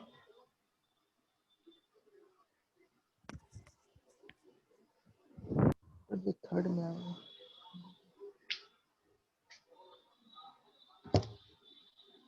फोर्थ वाले में जो ऑप्शन है जो सही है उसको कैसे दिखाओगे तुम, उसका क्या कोड रहेगा। Sir 3PX। ध्यान दो अच्छे से, दो कहीं थोड़ा सा गलती कर रहे हो। जैसा हम बताया है वैसे ही मान के चलो। 3PY में 3PY वेरी गुड। 3 है, n इक्वल टू 3 सर आ आप गया, बोले थे px या py कोई भी कुछ भी ले सकते हैं, लेकिन ओरिएंटेशन फिलहाल फिर हमने क्या बोला कि जो हम मान के चल रहे वही लेके चलना है, जो हम बताएं उसी को लेके चल फिलहाल के लिए। 3 हो गया, 3 1 का मतलब क्या होता है, PDS क्या होगा, l इक्वल टू 1 का मतलब p। अब 0 है मतलब क्या है, -1 0 +1, हमने जो बताया कि इसको px फिलहाल लो, py लो, pz लो, तो 0 क्या हो जाएगा, py, तो 3py। अब प्लस हाफ है तो ऑब्वियसली मतलब ऐसा रहेगा 3py में, 3py में एक ऐसा रहेगा। दैट्स, तो दिस इज द इलेक्ट्रॉन जो मिलेगा हमें। समझा है कैसे करें, क्या कर रहे हैं। तो इस तरह का इन डेप्थ नॉलेज चाहिए हमको, अगर ये कर लोगे तो फिर अगला पार्ट बहुत बचा हुआ है। तो कल किसी टाइम जब फ्री हो बताना, उसमें क्लास लगा लेंगे, तो रात में 8 बजे लगा देंगे, 1 घंटे क्लास में खत्म हो जाएगा, ठीक है। अगली क्लास में देखते हैं, तो क्लास के लिए इतना रखो, फिर देखो क्लास स्टार्ट करो, है ना। चलो देखते हैं, रिवाइज करना है, अच्छे से रिवाइज करोगे, पहले जितना भी है जो भी पढ़े हो अच्छे से रिवाइज करो। जहाँ दिक्कत आती है फिर से इस पर डिस्कस करेंगे, क्योंकि अभी हम लोग को बहुत अच्छे से पढ़ना, समझ में ध्यान रखना है। और फॉर्मूला वाला बुक बनाओ, फिर क्वेश्चन करते हैं उसको जहाँ तक होता है। चलो आज के लिए इतना काफी है ना, okay. Thank you sir. Thank you sir. Thank you. Welcome. Welcome.